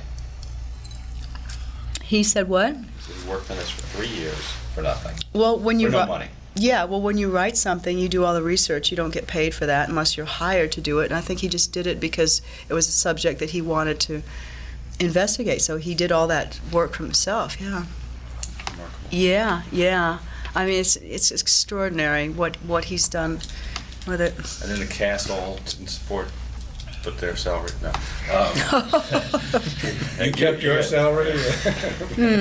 He got us for a horse and a mule and a couple of, oh God. Well, it's like they say, you want to do this or do you not want to do this? It's like, I'll do this. It's a good script. I mean, there's so few scripts that come by to any actor on any level that's this good. I mean, this was rich. I remember crying when I read the script. And I thought, for a man who has, made his mark, with T2 and all that other stuff, And there is emotional stuff in all of those pieces, but not like this. I mean, this is just a leap for him. And for him to have written something as delicate as the corset scene, which I thought was, you know, when Ruth says, of course it's unfair, we're women. Our choices are never easy. I mean, that's such a loaded thing. I mean, it still goes on. It's still, yeah. But nobody was like the unsinkable Molly Brown, right? You talk about women. She was something else, wasn't she? Yeah, she was ahead of her time. Liked her. Yeah. Here's a course-changing question. Have you read Sandra Locke's book, or will you? No, I haven't read it. Are you curious? Not really. Probably, no. I probably will eventually, something, but I've got a stack of stuff to read before that. You know, that it's history.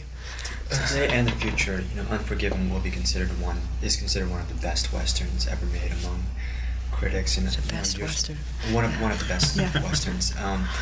Were you surprised at how roundly, you know, acclaimed that work was, and what made, in your eyes, that piece of work such, you know, pretty much a masterpiece? Unforgiven? I don't know. You know, I would like to see it again, because I think the last time I saw it was when it played at some opening or something like that. So I haven't had perspective with it. I'd like to see it again to see what it is, but I don't know. I just think it was, you know, it kind of topped off a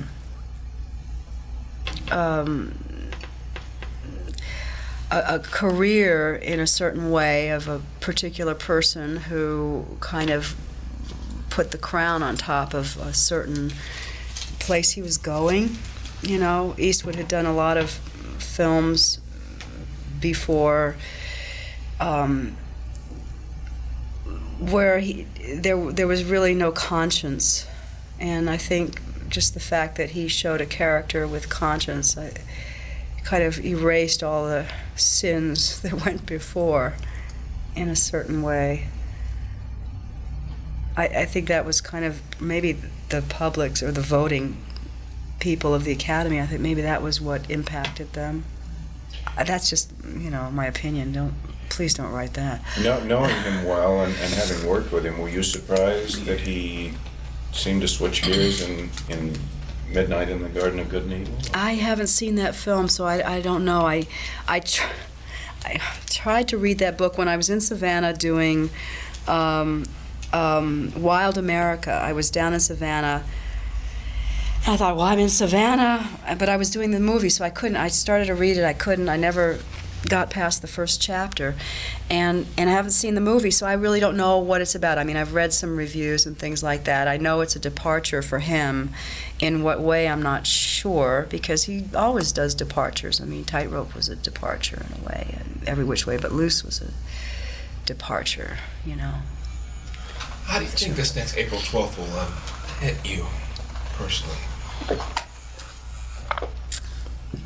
Oh, you know, I didn't, you know, April 12th happened this last time, and I didn't even notice, to tell you the truth. 1914. I'm sorry to say that. Is that horrible? But, you know, now that I see what you're getting at, but I don't know if on April 12th I'll, you know, it's more something that's kind of back here. Will you call us? On April 12th, and tell you. I'm thinking about it. I'm hoping. Hopefully it's still running. Hopefully it'll still be running. What have you been doing since this? I'm working on a play that I did at the Edinburgh Play Festival in August, a one-woman show, and I'm going to bring it back here to do a benefit for USC for the next group of people who go over to the Edinburgh Festival. It's a one-woman show based on, well, she's an actress playing Hedda Gabler and Miss Julie in Repertory. I don't know if any of you are familiar with Hedda Gabler or Miss Julie. Strindberg and Ibsen plays, and both women commit suicide. It's at the turn of the century, before the turn of the century, and I play an actress playing them in rep. So the play opens backstage of Hedda Gabler right before Hedda comes off stage to commit suicide. Off stage, but it's actually on stage. You can see that? And the gun jams. So the prop gun that she's going to, shoot herself off stage with jams, and it's a device in which she turns to the audience and starts speaking to the audience about what it's like to play two suicidal women night after night, and also how the role of women has not really changed that much in 100 years, that women are still struggling, more or less, with the same problems that they were struggling with 100 years ago. Who wrote the piece? Excuse me? Who wrote it? Joan Tewksbury wrote it and is directing it. Yeah. What kind of be doing it in January. What kind of a challenge is doing a one-woman show? That's got to be tough.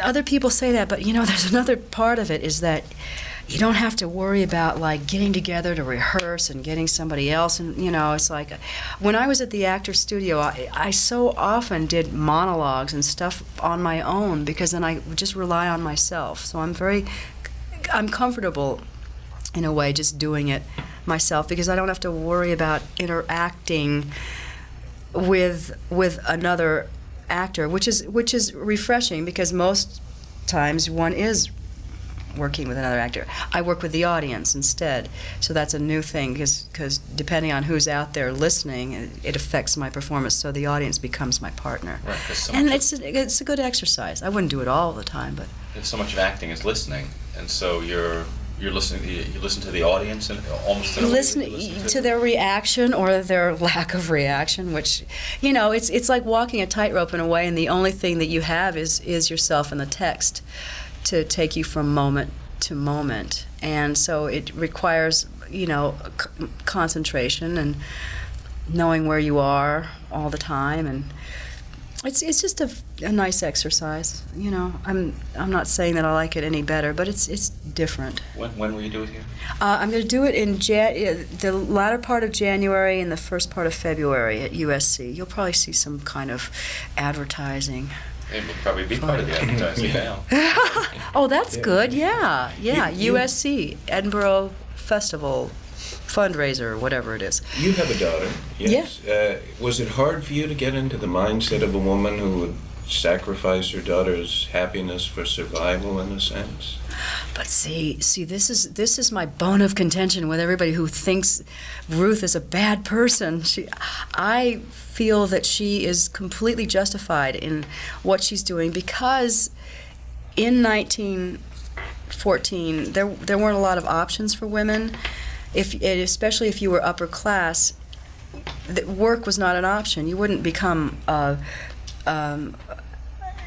nurse or a librarian or a school teacher. You just had to be married, and she wants her daughter to be provided for. She can't provide for her because she can't work, and they have no money. She's in dire straits, and I think she's doing what she considers to be the best thing for her daughter.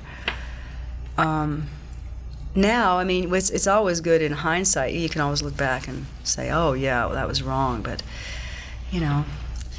she's doing the best she can. Does Cal know they're broke? That's a good question. A little too late to answer that, isn't it? Billy. Yeah, we never explored that one. Does Cal know? Well, we always talked about, Ruth and Cal were kind of had a little thing going. What? He treats her pretty brutally, as if he knew he could bully her. Bully her, yeah. Well, I don't know if that has anything to do with the money situation or not. Because I thought what was great about Billy's performance is that he somehow showed his humanity. He could have been a cad, just like a one-dimensional or two-dimensional person, but I actually saw moments where you could feel for this character. He was completely off base, but he had a little bit of a heart.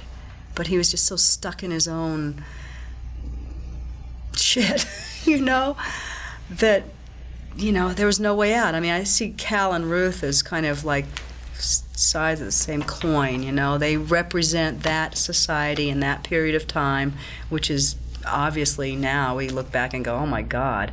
But back then they were the norm. They were the standard on which the kids and Molly Brown and everybody rebelled against, and that's called progress. Now, having a daughter, I guess your biggest fear is, are you going to be able to control all the freedom that she will have? Oh, God, I know. It's so scary. I'm reading this book called Raising Ophelia, which is about dealing with young girls and adolescents today, because it's different from my day. And, you know, the options are huge. They're enormous. It's a completely different world. And, yeah, it's scary. But I figure the thing that I can do is just keep lines of communication open, you know, and not be the kind of person who is so strict that I won't listen to what my daughter has to say, which I think is what Ruth's mistake was. Does she understand that you're an actress and a movie star and all the rest? Well, she knows I'm an actress. I don't think I'm a movie star. She you know, she wants to either be a costume designer or an actress when she grows up, which is pretty, you know, par for the course for a 4-year-old, I think. She's great. Did she see Wild America? Or? Yes, she did. I took her to the premiere. I took her and all my little godchildren to the premiere. She loved it. She just didn't like the bear part. We walked out, you know, for 2 minutes on that part. So we are back from the Frances Fisher interview. You're going to talk about something. Always. I'm always going to talk about something. Talking.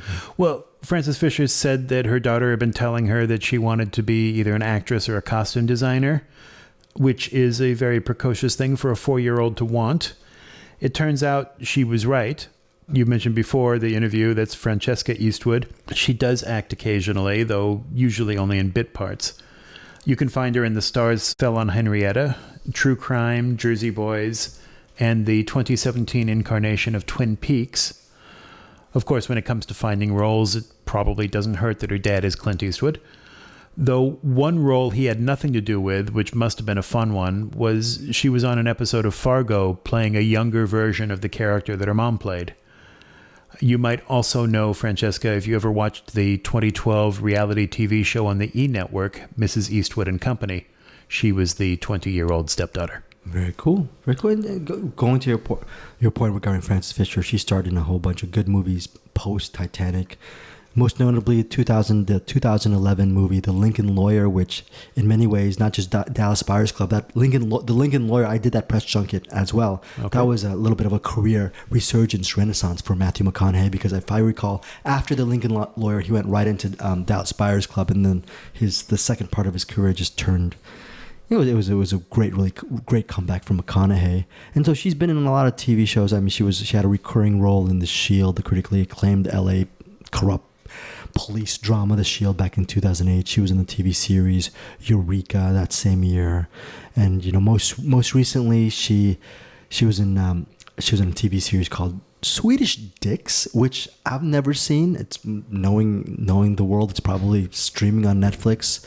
She was also in the acclaimed series Masters of Sex for several episodes, so she's still working to this day at a pretty regular clip. She was in Outlaws and Angels as well in 2016, so she's doing just quite fine for herself. Awesome. Okay. So now we move on to writer-director James Cameron. We have already talked about him in episode 16, Terminator 2 Judgment Day. I wanted to get a little anecdotal here. As many of you guys probably know, if you've read my bio on the webpage, I am a film editor for a living, or video editor, depending on what the project is. I worked for a few years with a guy named Mike Degree. A friend of mine recommended me to him. He was an underwater filmmaker. He did a lot of stuff on, fish in the oceans and coral and all of that kind of stuff. We had a really good time working together. He was a great guy. We laughed a lot. He really liked my work, so he started using me exclusively, and he was recommending me to other people. He also had done a lot of work for James Cameron because he's such a well-known and such a talented underwater filmmaker. He worked as a DP on a lot of James Cameron's underwater films. He told me a little bit about that. He told me that he and James Cameron had shared a meal on the deck of the Titanic under the sea, Nice. which not a lot of people can say, I think. I do know that James Cameron has a reputation of being a little cranky and kind of yelling at people in front of the whole crew. So I asked Mike if he had ever seen anything like that or experienced anything like that. He told me that that had happened once, that there was an experience where he got yelled at. And he said he pulled Cameron aside and said, if you ever do that again, I'm walking out and you will never see me again. If you have a problem with me, you talk to me privately. You don't yell at me in front of the crew. And James Cameron really respected that he had stood up for himself, and it never happened again after that. Oh, wow. So, lesson learned. Sometimes if you stand up to your bullies, you can turn them into friends. Right. We're friends. But, I mean, bully is probably too strong a word. Right. Cameron is passionate, and sometimes that passion can manifest itself as frustration when others aren't up to your speed, or, you know, sometimes you can scapegoat. Something doesn't go right and you blame somebody. Whatever it is, you know, James Cameron is a hugely talented filmmaker, and he's also a bit of a hothead. You know that when you go into it. But Mike Degree stood up to him, and it never happened again, and they remained friends. Mike and I had worked together for about 2.5 years, something like that. We were getting ready to do some new projects. He had a series of films that he wanted to do that I was going to edit, and we were prepping that. And at the same time that we were prepping it, he was also working for Jim Cameron on an underwater series that was in pre-production. So he flew up to Australia as part of a scouting mission just to look for locations. And I was waiting for him to get back so that we could start on these films. And I got a text from our mutual friend that Mike was dead. There had been a helicopter crash. It was Mike and one other guy who was flying the helicopter. They took off and something went wrong and they plummeted to the ground and there was a fireball and the two of them died instantly. You may have read about that. It made national news. It was devastating. I mean, Mike was such a great guy. And he knew and had touched so many people that at the memorial, I mean, I swear there must have been 10,000 people at that memorial. It was unreal how many people showed up and how many people flew in from all over the world to be a part of that. And one of them was Jim Cameron. He was still in Australia working on this film, but he dropped everything and he flew to Santa Barbara to speak at the memorial and to talk about how much Mike Degree meant to him and their special relationship that they had. And I was really touched by the fact that he had done that. And I can't remember the speech specifically, but I remember feeling that it was a great speech, and you could see how much love these men had for each other, you know, professional love and respect. And it really endeared Cameron to me quite a bit.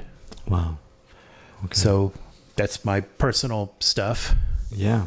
Well, let us move into this interview with James Cameron for Titanic. Yeah, I like this one. I like this one. Yes. How you doing? Yes. Yeah, what happens when you make them wait a little bit. Howdy. Leo Penota's pleasure. Yep. Hi, Chef Morgan. Hi, nice Chef. to meet you. Good to see you. I think we've met before. Yes, we have. Yeah. Greg Hi. Srivastava. Greg. Howdy. Matt Levitz. Hi, Matt. So, all right. So is there a feeling of vindication after the hell that the media has put you through now that everyone's embracing it? They seem to be embracing it, yeah. Yeah, it's a relief more than anything, you know. It's just a relief that the film works. People are embracing the film because the film works, so I feel, okay, I did my job. I did what I was supposed to do. Did you ever have a moment of self-doubt? Because that doesn't seem to be a word that is ever connected to you. I know, but you know, there's a lot of acting and directing. You know, you have to walk onto the set with your game face on. You know, but I mean, there'd be times when I'd go onto the set, and I mean, you know, I did Terminator movies. You know, I did Aliens, and I walk onto the set and I see all these women in corsets and pearls and white gloves, and or doing a scene, you know, where the little girl sort of like the mother is correcting her at the table and that sort of thing, and it's really it's about feelings and women in funny hats, you know, and I'm thinking, oh, I'm gonna get killed here, but that to me was exciting because it was new territory. Anything that's new territory is exciting. I hadn't done history.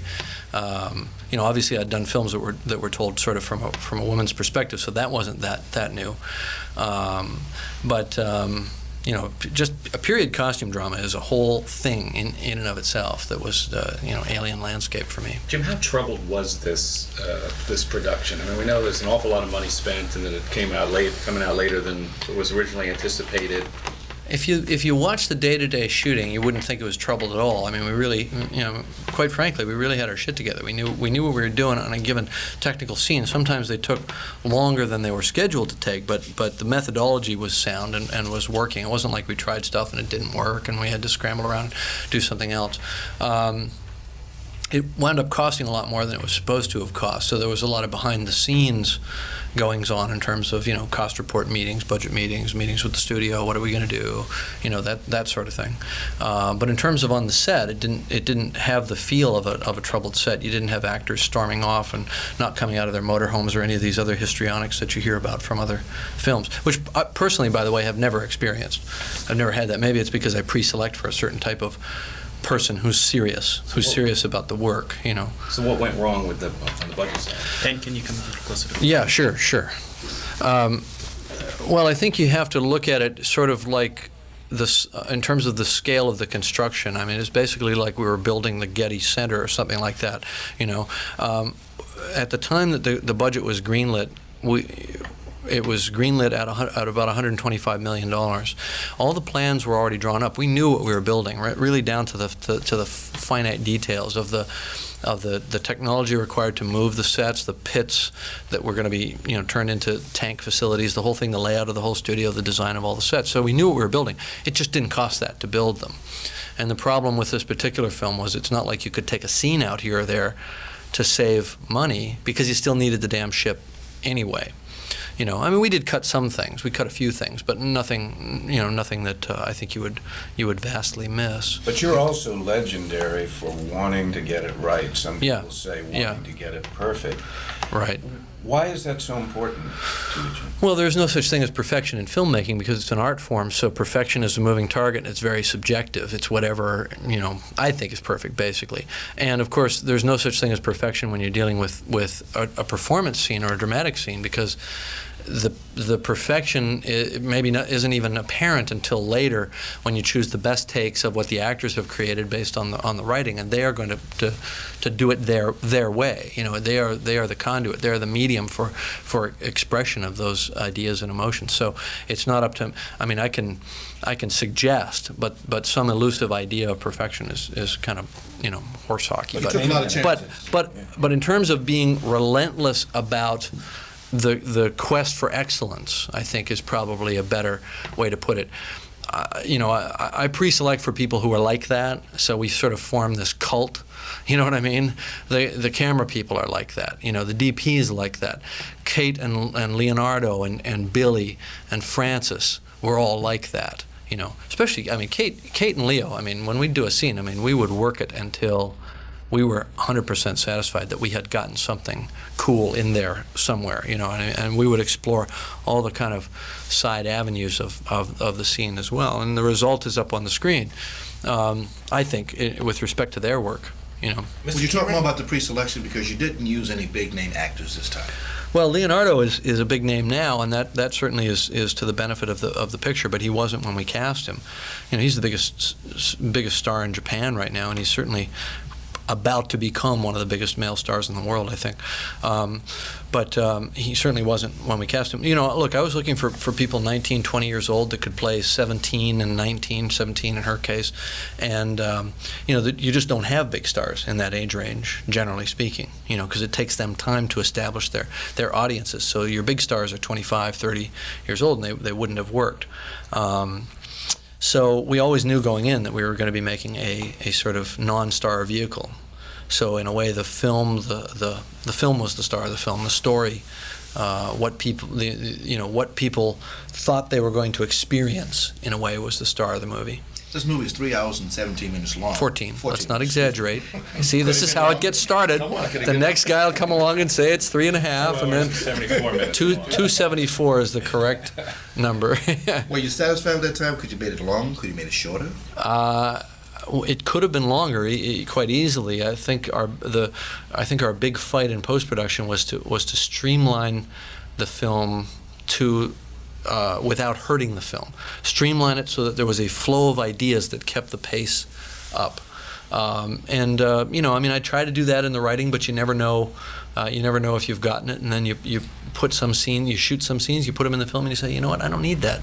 The audience will make an intuitive leap over that, and it works better. It works better. It's not like I'm sort of grieving for some version of the film that no one will ever see but me. It's not like that at all. I mean, yes, the film was longer at one point, but Terminator was longer at one point. So was Alien. So I mean, the films always shrink. It's like dropping weight before a wrestling match.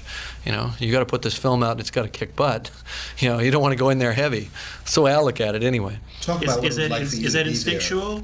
Knowing which scenes to cut or what moments to snip? Yeah, generally speaking, I'm usually the final arbiter of it, of course, but I run it by a lot of people. I say, we screen it for ourselves. There's like the inner group of the film that comprising me and my fellow producer John Landau, Ray Sanchini, who runs my production company, the editors, the other editors, friends sometimes that I pull in that are writers or whatnot, people that I trust. I'll pull them in and show them the film, and a lot of people actually I showed them the film a number of times, and they tracked the progress of it and said, oh, that's working better. You know what, I don't miss that at all. That sort of thing. So I make it a group process as much as possible. He's got one. He's been patient. Mr. Cameron, Titanic is such a part of your life now. I was wondering if you can share with us a story about the special memento that you have from the Titanic and how you got it. Oh, well, there are people that own the salvage rights to Titanic, at least with respect to U.S.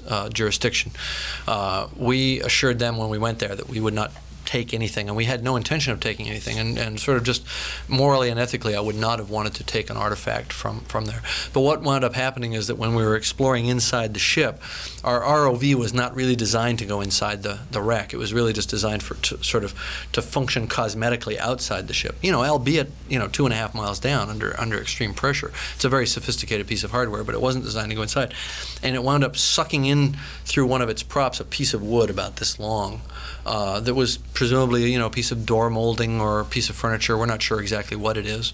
Got sucked in and jammed the prop and failed the ROV while it was deep inside the ship, and we almost didn't get it recovered. It took us about 3 hours to get it back. We thought the motor had failed electronically, and we kept trying to restart it. It was like a NASA mission, where you're going through all your circuit diagrams and you're pulling boards out of the power supply for the ROV and all that stuff, all these technical things.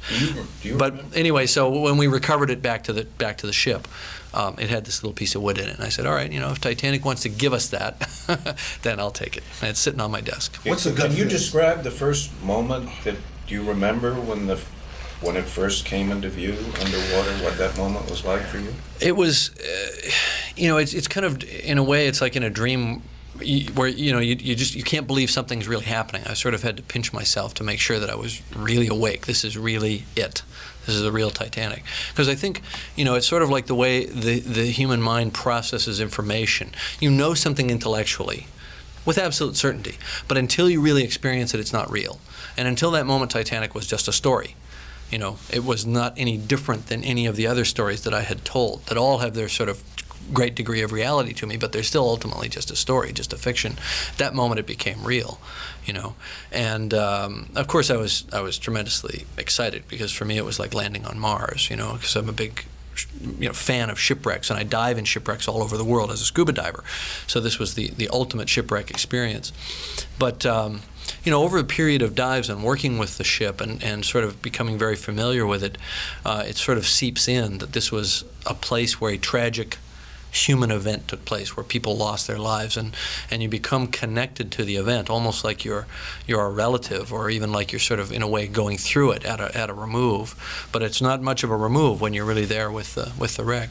So in 12 dives, I spent more time on the ship than the passengers did, because they were, it sank on its maiden voyage. They were only on it for 4.5 days before it sank out from underneath them.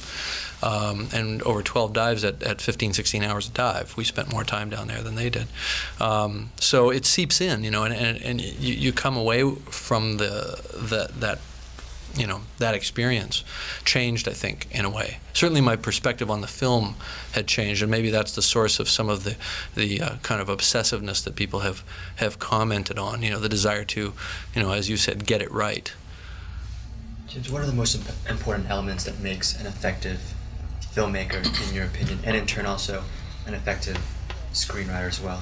Talk about those ingredients. Well, it's communication. You're trying to communicate. You're telling a story in both cases, as a writer and then subsequently as a director. I mean, I see it as kind of the same job in a way. But writing is a solitary process, but you're communicating directly through the printed word, so you get plenty of time to work it and get it right. But you've got to communicate something. When people read the script, they have an emotional reaction. It makes them want to be part of the film. The script is part of the act of seduction to get people to be involved in your film. There has to be something there. So you're already communicating, not just the story that you're telling, but an emotional state. So then, subsequently on the set, you have to have kind of real-time human communication skills in order to sort of tell the grips what to do, and to figure out how it's going to be lit. Tell the actors what they need to know. Give them something actable, and there's a whole art to that. And I don't profess to be the best at it, but I think because I've also written the characters, I know a lot about what they're supposed to be feeling, doing, thinking, what they've done before, what's ahead for them. So I can give them stuff that they can use. I mean, the art of working with actors is the art of being helpful. Sometimes it's the art of challenging them, but Kate and Leonardo required very little challenging, because all of their challenges internal. They push themselves very, very hard. So with them, it was really the art of gently sort of shaping. Try it more this way, try it more that way. And you become a total collaborator there. So I mean, I think ultimately, if you can't get the people right, you can't really be a filmmaker unless you want to be an animator. So what was it or like? whatever. What was it like to be the target of all these reports about this? What we know now is a triumphant film, but was thank you. It was going to be a some kind of horrible Heaven's Gate disaster. Right. Well, look, certainly as you go along, nobody knows while they're making a film how the film's going to turn out, and nobody ever tries to make a bad film. So everybody who ever made a bad film, as the time they were making it, that they were sort of going, hey man, check that out, isn't that great? When they go to dailies and it's like, yeah, this is great, this is really working, and then at the end of it, they can't understand why people think it stinks, So you never know if you're in that kind of self-delusional mode that all filmmakers are always in, that you're doing something good or you're doing something important. And it's really not until people see the movie and have a reaction to it that you ever know whether you've been right all along. So you do exist in this kind of weird state of having to project to everybody that you're 100% confident and you 100% know what you're doing, while inwardly you're going, I'm doomed. But you were doing this on a whole nother scale. Yeah, but everybody goes through that. But you had so much more responsibility because you were spending so much more money, and there was so much more attention than virtually. Yeah, I suppose. I had the same stress on Terminator to get that film done and to do it well, but I didn't have the scrutiny. But then really from The Abyss on, we've had a lot of scrutiny, on everything. I mean, this film is beyond those films, but not by a lot. I mean, if you, everybody always thinks they're sort of inventing this kind of pressure for the first time. And really, if you think about, The Abyss, we were under tremendous scrutiny on that film. T2, the first film to cost $100 million, which is now not even a big deal, because it always seems to be the story that a film breaks a certain milestone, but it's never a story that production in general, all the boats are rising at by the same tide. We just have the tallest masts, so we break the tape first. You know what I mean? So if you said that, if I were to say that with The Abyss, you did rush it through to make the the July 4th date or whatever it was, right? And you learned a lesson. Yeah, I think so. I think absolutely. I mean, we released The Abyss. We kind of cheesed it in post and rushed it, and did it to come out on August 8th, which was not the sweet spot of summer. If we had done it for July 4th, and T2 was a rush job too, was a real rush job. I mean, really right down to the wire, and a lot of compromises were made on that film, although I don't think the average person would really know it or experience it. But we did it for July 4th, and it worked. But on The Abyss, we did it for August 8th, and we had one great week. And everybody thinks of The Abyss as a bomb. It actually made money, not a lot, but enough. But it had one great week, and then it went right in the toilet because of the nature of the market in that season. So I was coming up and looking at exactly the same thing again. Here we are, we're going to rush it, we're going to make compromises, we're going to possibly hurt the film. It's going to come out longer than it needs to, because that's really the effect of rushing it, is that you don't have time to cut the film with finesse. So you either chainsaw it or you have to let it go as it is, and as it is was a little too puffed up, you know. So anyway, at that point I was looking at exactly the same thing, and we made the other decision, and I think it was the wise decision. It's what we should have done on The Abyss, actually. You've been attached to this film for so long. How do you detach yourself from this film, and then what's next for you? It is hard. You go through a decompression period. It's like diving, you know. It's exactly like diving. You know, you take it in, and then you got to decompress. You know, one day you just start getting interested in another subject, and you start writing. And plus, you know, just spending time with the family, with the kids. And we plan on doing some traveling after the first of the year. I still owe my wife the other half of our honeymoon that got cut short because of press. So. Could you ever see yourself pushing yourself this hard personally and professionally again? I'd prefer not to. I mean, I always push myself hard, and I don't see my methodology really changing that much. I think that it was exacerbated on this film by the length of the film, you know, as much. Excuse me, is it true that when you know, after 12 or 14 hours and your energy's starting to wane and the fatigue setting in, you actually administer a shot? A vitamin? No. Is that all? Well, no. It gets exaggerated. About once a week, we'd have a B12 shot, me and the first AD, because we had what we called the Ironman contest to see who would get sick first, which I won because I never got sick at all during the whole production. Actually, I had a cold, but I told them it was allergy. You gave up your salary. Was that sort of largely symbolic? If this is a huge hit, you'll get the money back. No, it's not symbolic at all. It's because I didn't just give up my fees. I gave up my profit participation as well. So if this film should, you know, make a lot of money, I still won't see any money off the film. No, it's real. It's very real. At what point did you? It was in stages. It was in stages, and it was late in the production and into post-production as the overages went up. You know, and because I have a kind of buck stops here mentality, you know, I believe in people taking responsibility. So I took responsibility for the production with the studio, people that I have to make more films with.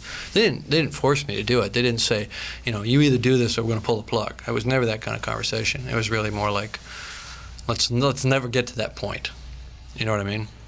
The effects in this film are just incredible, and we could talk about them all day long. But since we don't have that kind of time, could you pick maybe one or two of your favorite sequences and talk about how they were done?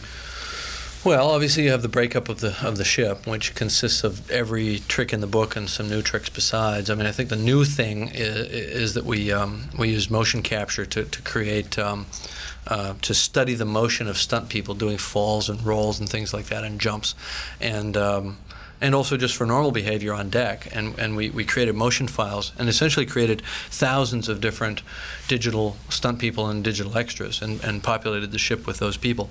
And some of the bigger shots earlier in the film, you know, where you're flying down the whole length of the ship, those are all CG people. And then later when the ship is breaking up and people are falling off it left and right and sliding down the deck, a lot of those are CG people. Would you do it again, knowing what you had to face? Well, I think, you know, look, I think that that's a very hypothetical question, because if I knew what I had to face, I might do some things differently and maybe avoid some of the problems.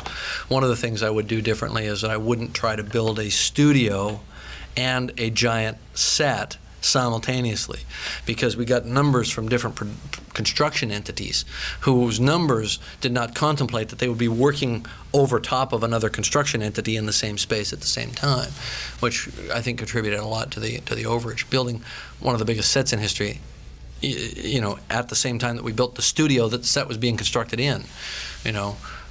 So I would not do that. I would do linear processing rather than parallel processing, and that all was just a function of a release date, which ultimately we didn't make anyway. So I think it's really just a question of. But the thing that happens when you're doing a big film is that nobody really wants to confront how big it is going in. Everybody wants to make the film, but they don't really want to deal with how big it is. And I'm talking about the people that are signing the checks as well, you know. If you said to me, you can have this film, but you can only have it if you work 3 years of your life for no money, I would probably say no. I like this film a lot, but I don't think I like any film that much. What's the status on Spider-Man? Spider-Man? Spider-Man is in legal limbo right now. The rights are, all over the place, and there are a lot of people who believe they have a claim on the rights, and it's probably held up for quite a while. So what is your next project then? I haven't really decided.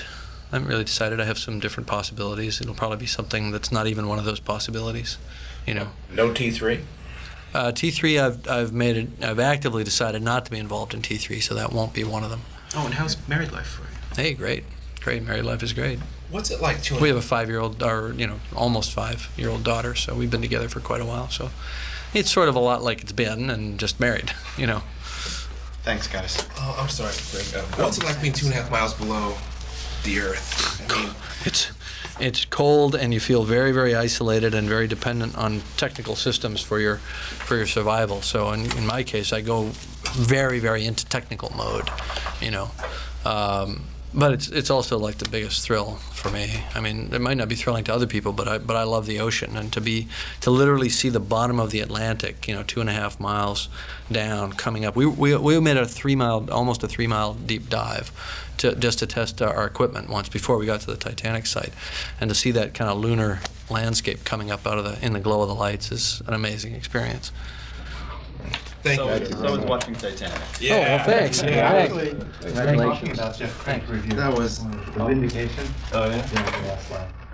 He works for Jeff Craig. Oh, yeah, I like that. That's a 60-second preview. Right. Oh, good. Well, let's talk then. All right. Thanks, everybody. Thanks a lot. Take care. Thanks for the interview. All right, that was James Cameron. I did ask him about the special effects, and he talked about using this brand new technology called motion capture. And that was pretty fascinating, considering how commonplace motion capture is in filmmaking nowadays. I mean, this is the technology that's given us lifelike performances from Gollum, King Kong, Caesar, Mark Ruffalo's Hulk, and all of the Na'vi in James Cameron's Avatar. But apparently Titanic was one of the very first movies to use it. I did not know that, so it was kind of interesting hearing that in these interviews. I also asked Cameron about the status of Spider-Man. Now, keep in mind, this was in 1997. The first version from Sony Pictures, with Tobey Maguire and Kirsten Dunst, directed by Sam Raimi, wasn't until 5 years later, in 2002. In 1997, Sony didn't have the rights yet. The rights to Spider-Man belonged to Carolco Pictures, who had purchased them from Marvel at James Cameron's behest because he wanted to launch that franchise. He even wrote up a 90-page treatment detailing what the movie was going to be.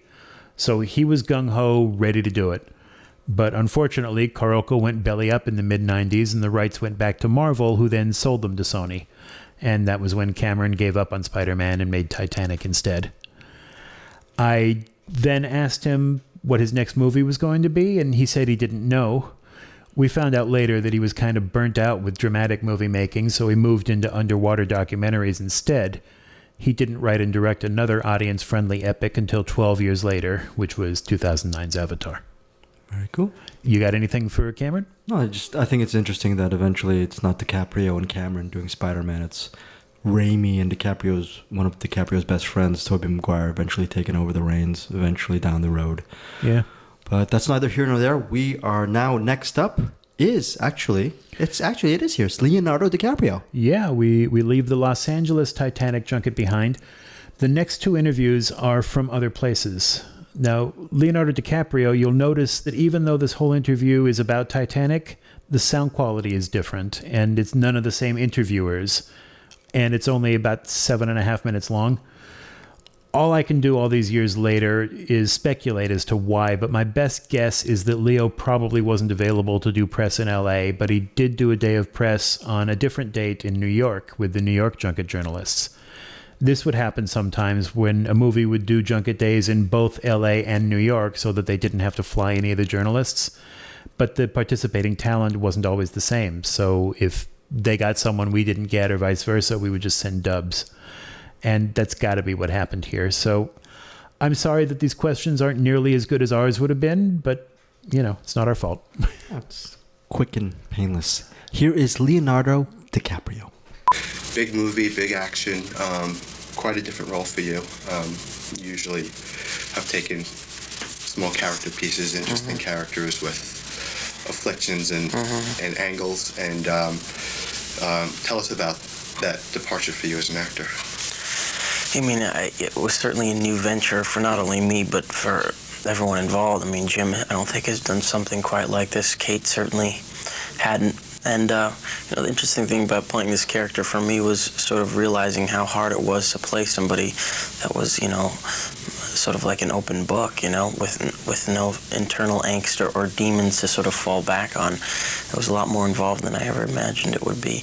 And overall doing a movie like this, the endurance that it took for that long to stay in character and to stay focused was really rough. Right. How long? Actually, it was like 7 months, right? Yeah, I shot for 7 months. Right. Yeah. You walked in not expecting. Well, you walked in half. Well, tell us. You definitely coming into a movie like Titanic, you got to know that it's gonna go over in budget and time, and it's gonna be a rough experience. But anyone who signed on to this was prepared for that, even though it was a lot harder than we thought. And now that you've seen it, what do you think? The movie even it defies my expectations of what I thought it would be. To see all the different angles of what went on and making it, and see it actually come together and mesh like that, and to see this sort of dynamic thing on screen almost goes beyond a film, in my opinion. That scene of you and Kate on the bow, and you're on the stern, and you're God knows how many feet up in the air, watching everything go down in front of you. There's a soundbite that I need where I think Jim came up with a crane over you guys. Oh, okay. I mean, I remember the day when sort of Kate and I looked at each other and asked ourselves how we got to this place, how we got here on the Titanic, was when we were on this sort of tilting poop deck, which was on hydraulics, and we were cabled on, and below us there was 20 stuntmen on bungee cords, and as the ship was going up, they had to jump off and bounce off these sort of steel girders and tumble over each other. And I looked up, and there was 20 cranes above us, and Jim swooping down on an elevator crane, coming up into a close-up past us to the stuntmen to a green screen, and I mean that lasted for a week, and we were just shell-shocked. You and Kate must have bonded after all those months in terms of supporting each other and going through some of the tough times. After a while, Kate and I just became joined at the hip. We were definite partners and comrades throughout this. We were a huge support team for each other. You want to tell us a little bit about working with a director like Jim Cameron, who's very focused. Jim is, absolutely a perfectionist, and there's a side of him that's, much like a general, which, you have to be in a situation where there's thousands of people with conflicting interests to get them focused on one particular thing. The way he does it is amazing, and but at the same time, there's the side of him that, cared completely about, this intimate story between two people and the subtleties of what that entails. And, he's an all-around Class A filmmaker in my book. And what do you think the chemistry is in between your character and Kate Winslet's character? It's an interesting story between the two characters. I mean, Jack is sort of this free spirit, this bohemian who lives life day to day and tries to make each day count. Where Kate's character, everything is almost set in stone for her. Her life is almost already lived. She knows what to expect. And when she meets Jack, she realizes that a lot of his characteristics are within her, and he sort of opens her up. And, even after the disaster occurs, that's what lives on in her life, that sort of attitude. So, it was great. Right. You brought up making each day count. This is the last question, by the way. Making each day count. Surprisingly, in this movie, one of the scenes that play the best is the dinner table scene. And we're going to use that clip a lot. So why don't you set that up? It's a scene where Jack sort of, for the first time, I think, experiences, true bourgeois society and the upper class. And he tries to fit in.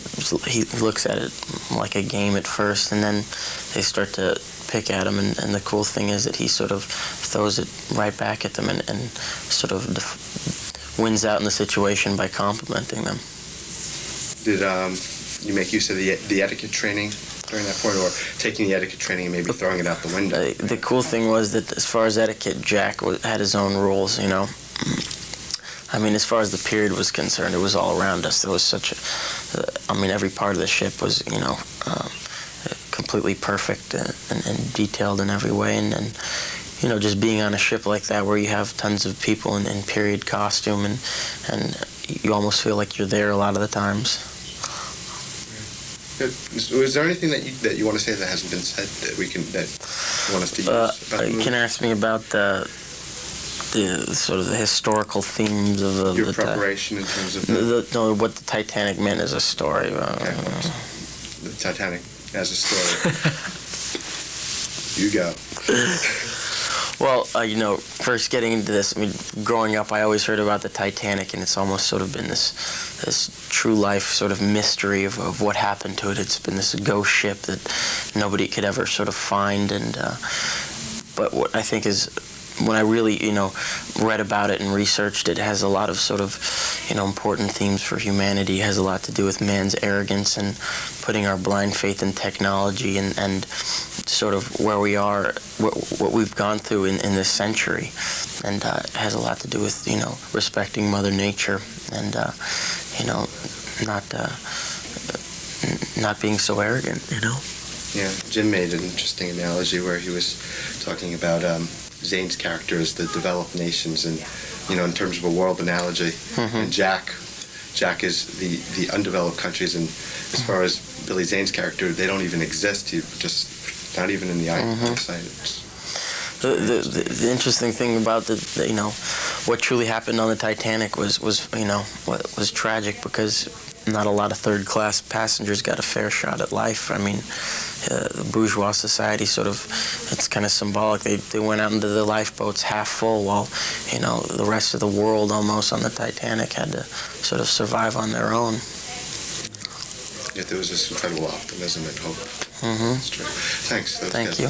Cool. Take it easy. You too. Okay, Leonardo DiCaprio. Anything you want to say about that one? 7.5 minutes. It's still DiCaprio. We didn't, you know, over the years, I'm trying to think how many times we actually did get DiCaprio. So a few, just a couple times, maybe. I talked to him a few times. Yeah. So nothing much to say. I mean, we all know what happened to DiCaprio's career, and he's doing well. You know, I think the more interesting. You have a couple of things. I know you. I don't. You don't have a couple of postscripts. I think the one interview, the interview that I'm really interested in is that I liked was the Kate Winslet interview, because this interview, you can actually glean just from the conversation. This was actually, you're going to give the background, but you can tell her early bond, her kinship with DiCaprio. Eventually, they're known for being BFFs over the years, and it was formed on Titanic. But you can tell from this interview that she does that of her absolute affection for Leo. So. Yeah, definitely. Now, Kate Winslet is another actor who did not participate in the Los Angeles press junket for Titanic. It's kind of strange that they didn't give us either of the stars of this gigantic movie, but that would happen sometimes. You know, they would do these junkets and we would get all of the B actors. But that's okay. I mean, we got James Cameron. I mean, he's kind of the star of this one anyway. Yeah. You know, we were definitely able to sell it with him. But then we got the dub from Leo, and we had this one. So Kate Winslet, we didn't get, but we talked to her for another movie. This was the press junket for the Kenneth Branagh version of Hamlet, where Winslet played Ophelia. She sat down with us on December 15th, 1996, which was a full year before the Titanic junket happened. And she was still in the middle of filming Titanic at the time. So our first set of questions to her were about that movie. You do have to keep in mind that unlike all of the other interviews that you've listened to so far, with this one, we had not seen the movie yet. It was still being made. And so consequently, our questions were more general and hypothetical. But she does talk quite a bit about Titanic, so it makes sense to include this on the show. And she also, of course, talks about Hamlet. So what do we need to say about Kate Winslet? Greg, well, I just remember, okay, so we've been talking about a lot about Titanic. Let's just talk about, just even though this is a Titanic episode, Hamlet itself, I think, is one of Branagh's. It's actually Branagh's most underrated piece. It's an epic film, and if you're a fan of Shakespeare or Kate Winslet, Kenneth Branagh's Hamlet, she really goes in depth about how she approached Ophelia without, in putting it her own spin. So you'll get a little insider look at her approach to Hamlet, which I thought was pretty cool. We're gonna have a couple more things to say about Kate Winslet in the postscript. Well, and before we get to this interview, I just had two more things I wanted to point out. First, Leo, who, her Titanic co-star, he had starred in his own Shakespeare movie just 1 year earlier, which was Baz Luhrmann's Romeo and Juliet. So they kind of bonded over both of them having done Shakespeare. And she talks about that a little bit. And then the other thing was earlier that year, Winslet had been nominated for Best Supporting Actress for Sense and Sensibility. So that comes up too. Cool. Well, here is Kate Winslet for Hamlet/Titanic. None of that. We've done it all. I'm sorry. It's not. It's kind of like we're all in the same boat. Oh shit! Oh, God, it's not like that. Very funny. So there's not a single joke we could think of. No, I don't think so. I don't think there is. I'm afraid. No. I'm afraid not. No, done them all. Are you glad that's coming to an end? Oh, it's not coming to an end. We're only about 2/3 through, I'd say. We've got until next Sunday when I get on a plane and I go home to England for 3 weeks and then come back, and we'll probably shoot until I'd say about the end of February. Has it been something that you just an overwhelming task to try and just get it up every day to It's very, very tiring. I mean, the hours are very, very long. I mean, they always are on a movie, but with this one, they are kind of longer just because there's so much technical stuff involved, and everything takes so much time, and the weather has to be very, very precise because, of course, it's essentially based on a true story. So if there's wind, we can't shoot anything the night of the sinking, etc., because obviously it was such a still night, and then of course it's hours to move everything in from the ship to inside to the stage where we can shoot wet weather cover or whatever. So it's it does take a lot of time, and it's very, very hard to hang on to one's integrity on something on something which is so huge and has so many people involved and so much stuff going on the whole time. It's very hard to go, okay, this is me, this is what I'm doing here, this is who I am, this is my job, and this is how I'm going to do it. It's very, very hard to do that because of the size of it. And I mean, I knew it was going to be big and I knew it was going to be tough, but I didn't think it was going to be this tough. But it's not to say I'm not having a good time, because I am, and I'm loving working with Leo DiCaprio. It's just a joy and a half, and we're really very good friends, and he's just a spectacular actor, as I think we all know. And he's the source of much enjoyment to me, and everyone else is great. I mean, the crew are just wonderful, so I'm very lucky. Your character, Rose, is a fictional character, right? Yeah, she's a fictional character. Yeah, that's true. She absolutely is fictional. Because I guess there are only a handful of the survivors who are still alive that you could go to try to get a sense of that. But yeah, that's true. I couldn't speak to any of the survivors, obviously, because there are so few of them. I did get very close to contacting one of them, but then she died. And then 2 months later, I was contacted by a member of the Titanic Society in England, who, in fact, had a letter that this particular survivor, her mother, had written it on board, and it was the only piece of mail that survived the sinking itself. I mean, obviously there was mail retrieved from various ports of call before it actually set sail for New York. Excuse me. But this letter survived the sinking. It was tucked into the pocket of a coat, which this girl's father, she was 6 at the time, her mother had written the letter, put it in an envelope, addressed it and everything, and her husband had it in his pocket, and he put his coat onto his wife and daughter as he put them in the lifeboat. And this man I met had the letter, which the little girl, obviously this woman I was going to meet, had written a little bit at the end of it, and it was very, very moving. That's Eva Hart, I guess. Right? Yeah, that's Eva Hart. Yeah, Eva Hart. Yeah. We are actually going to ask some questions about Hamlet, but please do. But no, I want one more question just in this area, because the Titanic story is really the end of the Edwardian era. And as somebody who you've been portraying period pieces, and I wonder if you get a sense of the timeliness of that, because here we are coming to the end of the era that we're in now. If people look at it, the end of the century, it's just the turning point that it was in history. What of Hamlet, Titanic? Well, Titanic first, then Hamlet. Well, I mean, Titanic. I think it's an incredible sort of story of mankind's stupidity, really, of trying to rush things, trying to do everything, trying to meet sort of modern technology before really, I think, God meant us to, clearly. It is quite amazing to me that such an event can happen through, lack of lifeboats, lack of, God knows what. I mean, I can't remember the exact reasons why the ship was so badly damaged as it was by the iceberg. But I mean, to me it is really quite amazing. But I think, thank God movies like this are being made, because they are sort of very strong stories about, sort of human nature and how we work as human beings and individuals, and the love story element, and also about about life and the way the world works, and how time changes and how amazing it is. Decade by decade, there's something new going on, and the love story element of it as well, I think, is so important, because it's not just another Titanic movie. It really is more, I would say, this love story, which I think is so crucial to the plot. Otherwise, I think people probably would kind of go, oh, another Titanic movie, yeah, great, watch it and then walk away and think, wow, or whatever. But this one really does leave you thinking, oh God, why did it sink? Why did it sink? And really asking those questions. And then with something like Hamlet, I just think, please let's make more Shakespeare into films, because it just the brilliance of Shakespeare is beyond me almost. But I think the thing that is so amazing about him is that his work is actually so simple. I mean, his storylines are so incredibly basic, and it's the language that people obviously have problems with. But to me now, it's easy peasy, really. I mean, I think if I went into another one, I would still have the same nervous reaction that I had to starting work on Ophelia.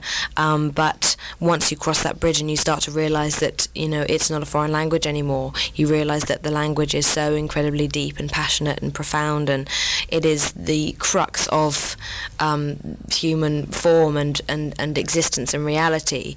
And I think it's a wonderful thing that it's sort of really surfacing now, because I think people really are sort of sitting up and going, hey, what is reality, and how do we really feel as human beings, and what are we really about, and let me find myself a bit. And to me that's a very important thing, and I really hope that comes across to young people more than anything else, because I think too many young people are afraid of the classics and of Shakespeare. I mean, hello, I'm one of them, and I've been lucky enough to have worked with people who have eased my fears and who have astounded me and been a joy to work with. It's interesting that you mentioned fear of Shakespeare, because when we talked to Leonardo, he had said that he was very trepidatious about the language before he did Romeo and Juliet. Did you guys get to at all now be able to compare notes about your both first attempts at tackling Shakespeare? Yeah, I mean, we have talked about it, but obviously, I mean, Romeo and Juliet is very different to Hamlet. But at the same time, I would say that Leo and I had exactly the same fears. And to be honest with you, we haven't talked about it that much. But Leo was going to the premiere here, and he said to me, "Oh, sweetie, you're going to come?" And I said, "Oh God, Leo, I can't. I've got more work to do than you on this thing, and I've got to stay down here." And he said, "Oh, thanks a lot. First attempt at Shakespeare. Thanks a lot. Support here. Thank you."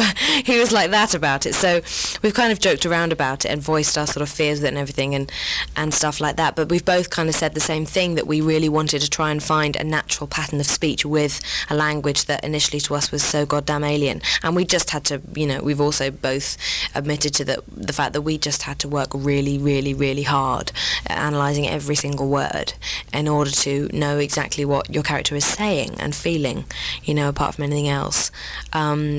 So yeah, we've discussed a bit, but I think it would have been, I would have been thrilled to have known Leo when I was doing Hamlet, because I would have loved to know how he dealt with it and how he dealt with his fears, because obviously he's my age. I mean, I've just turned 21, Leo's just turned 22, and I would have really, really loved to have him as a bit of a soulmate at that time for me, but unfortunately we hadn't met at that point.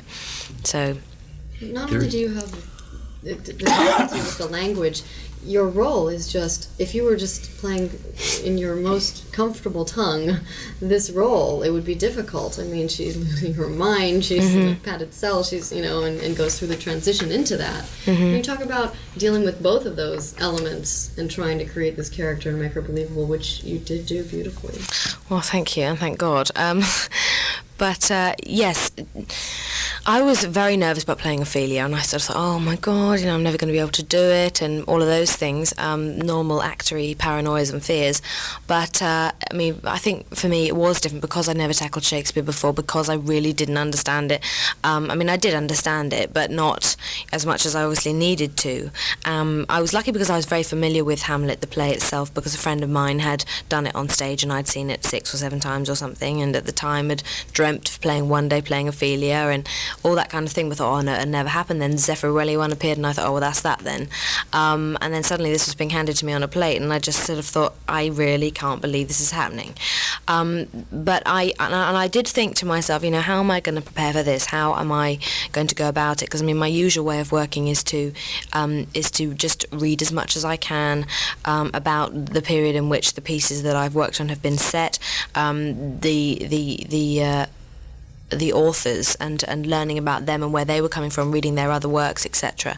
Obviously with something like Heavenly Creatures it wasn't quite the same, but still I had to do my groundwork because it was a true story. So there's always been tremendous kind of, almost like preparing for a big exam actually, that kind of preparation I've had to do for every movie. I haven't really been able to just throw it in the air and say, right, okay, I'm going to catch this and I'm going to juggle with a few different options here. It's always had to be, get it all together, get it in your head and really just go for it. And I thought with Hamlet, well, I could go and do all my Shakespeare research and I could, work on his other things and just get a grasp of him first, and I could go and watch lots of other Ophelias, but I thought, actually, stuff it, I'm really just not going to do that. This time I'm not going to do that. I'm not going to go and hunt down lots of old moth-eaten books. I am going to just go with my instinct here. And I had one take on Ophelia, and my take on Ophelia was that, and I didn't know whether it was going to be right or wrong. I never do know whether it's going to be right or wrong in anything that I do, but I just thought she's got to be strong. She's got to be strong because to me there was no reason why she shouldn't be strong. That was the thing. I thought she's so often seen as this kind of rather, oh, alas, my lord, I have been so affrighted. And it's just so pathetic. And you think, oh, for God's sake, and she's, she's a ballsy, strong girl. She's becoming a woman. She's having a sexual relationship, with Hamlet, who she is so in love with, and he is in love with her. And that was something that Ken and I talked a lot about, was establishing that relationship and making it, a real one, and not one that meant that she was a victim, you see, because so often I think she is seen as the victim of the whole play, but particularly the kind of the cruelty of sort of Hamlet's madness and his love for her. He doesn't know what the hell's going on, and he sort of plays with her like a little mouse and just runs to her as and when it suits him. And I thought, you've got to show some kind of understanding of what he's going through in order for this relationship thing to work. And I thought, look at her. She's gone through life without a mother. She's had no strong female presence at all. I don't really think she's had any very close friends. Her only close friend was really her brother, but he's gone off to France to have a lovely time on his own. And so she's suddenly dealing with absolutely everything completely on her own, and she can't tell anybody how she really feels about the prince. And her father has been promoted to Prime Minister since the death of the old king, and so everything is going totally crazy around her. And I thought, well, to make her crazy from the word go would be A, to anticipate her madness, but B, to kind of underestimate her in a way. Now, why shouldn't she be in control of this, and why shouldn't she be alert and like Hamlet in the way that she's got her eyes and her ears open and is aware of everything that's going on around her? And that to me was just the most important thing. It just didn't make sense to me that she should be in any way weak or whimsical. It really didn't make any sense. And I was thrilled when I started to see some of the costume designs, which were just so bold and so real, and really helped to enhance that. And again, this thing of the relationship between her and Hamlet, you realise that she's sort of crossing that bridge between, girlhood and womanhood, and everything's kind of so exciting anyway. All your emotions are sort of open and alive at that time. And I thought, well, they should be alive and open at that time. She's got things she wants to do with her life. There's someone that she wants to be something and somebody, and she's trying to find out who that is. And I didn't want her to be this kind of drifting little cloud. I haven't seen the finished product, but I hope I did what I set out to do. The madness scenes are very brilliantly done, and wondering how much of the spoken word was actually from the text, because you didn't overdo it, and there were a lot of gestures, and was the director helping you hold back a little bit, or guiding you through this? For a start, it's the full version of Hamlet, therefore everything is there. So everything I said is on the page of the play that William Shakespeare wrote whenever he wrote it, and I wish I knew the date, but I don't. But yeah, Ken and I spent a sort of an afternoon during rehearsals, just the two of us, on the stage in the studio, in that room, just going through what the hell I was going to do. And of course I felt very silly, sort of prancing around the room, kind of doing mad things in front of this man who I actually at that time barely knew, and was still sort of wrestling with this whole thing of, oh my god, this is Ken Branagh, and I'm in a room with Ken Branagh, and he's directing me, and oh my god, and I'm in this thing, and I'm playing Ophelia, oh my god, panicking like mad. But we did sort of try and establish a sort of a foundation for the madness, so that we had somewhere to go, and that it wasn't, mad and just whatever, I mean, Leo was talking to me about his performance in Gilbert Grape, and he said, at times it was great because he could just be a complete idiot, and it worked, because that was what was required for particular scenes in Gilbert Grape. But obviously, he was playing a retarded boy, and I was playing somebody who was clinically mad and had gone mad for a reason. And so that was, to me, the important thing was to find the reasons for her madness, to try and understand them. And I did understand them. Everything that she goes through. And I think if my father were murdered by my boyfriend, I think I'd go a bit loopy, and I think I probably would kill myself, especially if I were in love with Hamlet, as Ophelia was, and especially if I had so much respect for my father, which I do, as Ophelia does for Polonius. And so I just thought, well, it's all there, and I didn't want to try and do anything clever with it. I just wanted to play her as kind of as sanely insane as I could, if you can understand what I mean, so that she was sort of aware of what she was doing, and really looking at people's faces and trying to sort of analyse them, and because she does, as I said, she does know what's going on all the time, and yet she can't say anything about it. And I wanted that to sort of come out in the madness, this kind of thing of, I know what you've been up to and you think I don't, and I just tried to keep it as honest as I could, without being less, and as mad as I could, for it to be sort of sufficiently and understandably mad, if you get what I'm saying. But it really wasn't easy. It wasn't easy. Very well done. Yes, beautifully done. But what you just said brought a number of questions to my mind in terms of why Ophelia went over the edge the way she did. You say that she loved her father, yet she had to know that she was being used by her father. Well, and also, on the other side of it, Hamlet, you would think someone who had his father murdered would have more compassion for Ophelia, whose father is murdered. Yes, but let's remember that Hamlet is the murderer in this instance, and it is quite accidental when he murders Polonius. But I think I'm getting confused now. Well, just recap the sense of Polonius using her. Yes. Right. Yeah, no, I think she did know, what position she was. I mean, she did know the position she was being put in by her father, but she did love him, she did respect him, and I think she did doubt Hamlet's sanity herself, purely because of what everybody else was saying. I mean, I know that when older people around me are saying, this is right and that's right, and so should be voted this year for whatever party, I think, oh yeah, you're probably right, because I'm younger, and I think when you're younger, you do listen to, I certainly hope that most young people do listen to older people. I mean, I know that my mother and father make more sense to me than anybody I've ever met in my life, and so therefore I don't think she really had much choice. And also her father is Prime Minister, and let's remember that her father is now in cahoots with the new king, and he doesn't want to lose his position, and I don't think Ophelia wants him to lose his position either. So she's really piggy in the middle, really piggy in the middle, and I think they get to a nunnery scene when she's standing there, and she's been asked to give him back the letters to sort of evoke some kind of a reaction, and all she wants to say to him is, oh my God, I love you. But of course she can't say that because they're standing behind a bloody door listening to every word she's saying. So it's a tough one.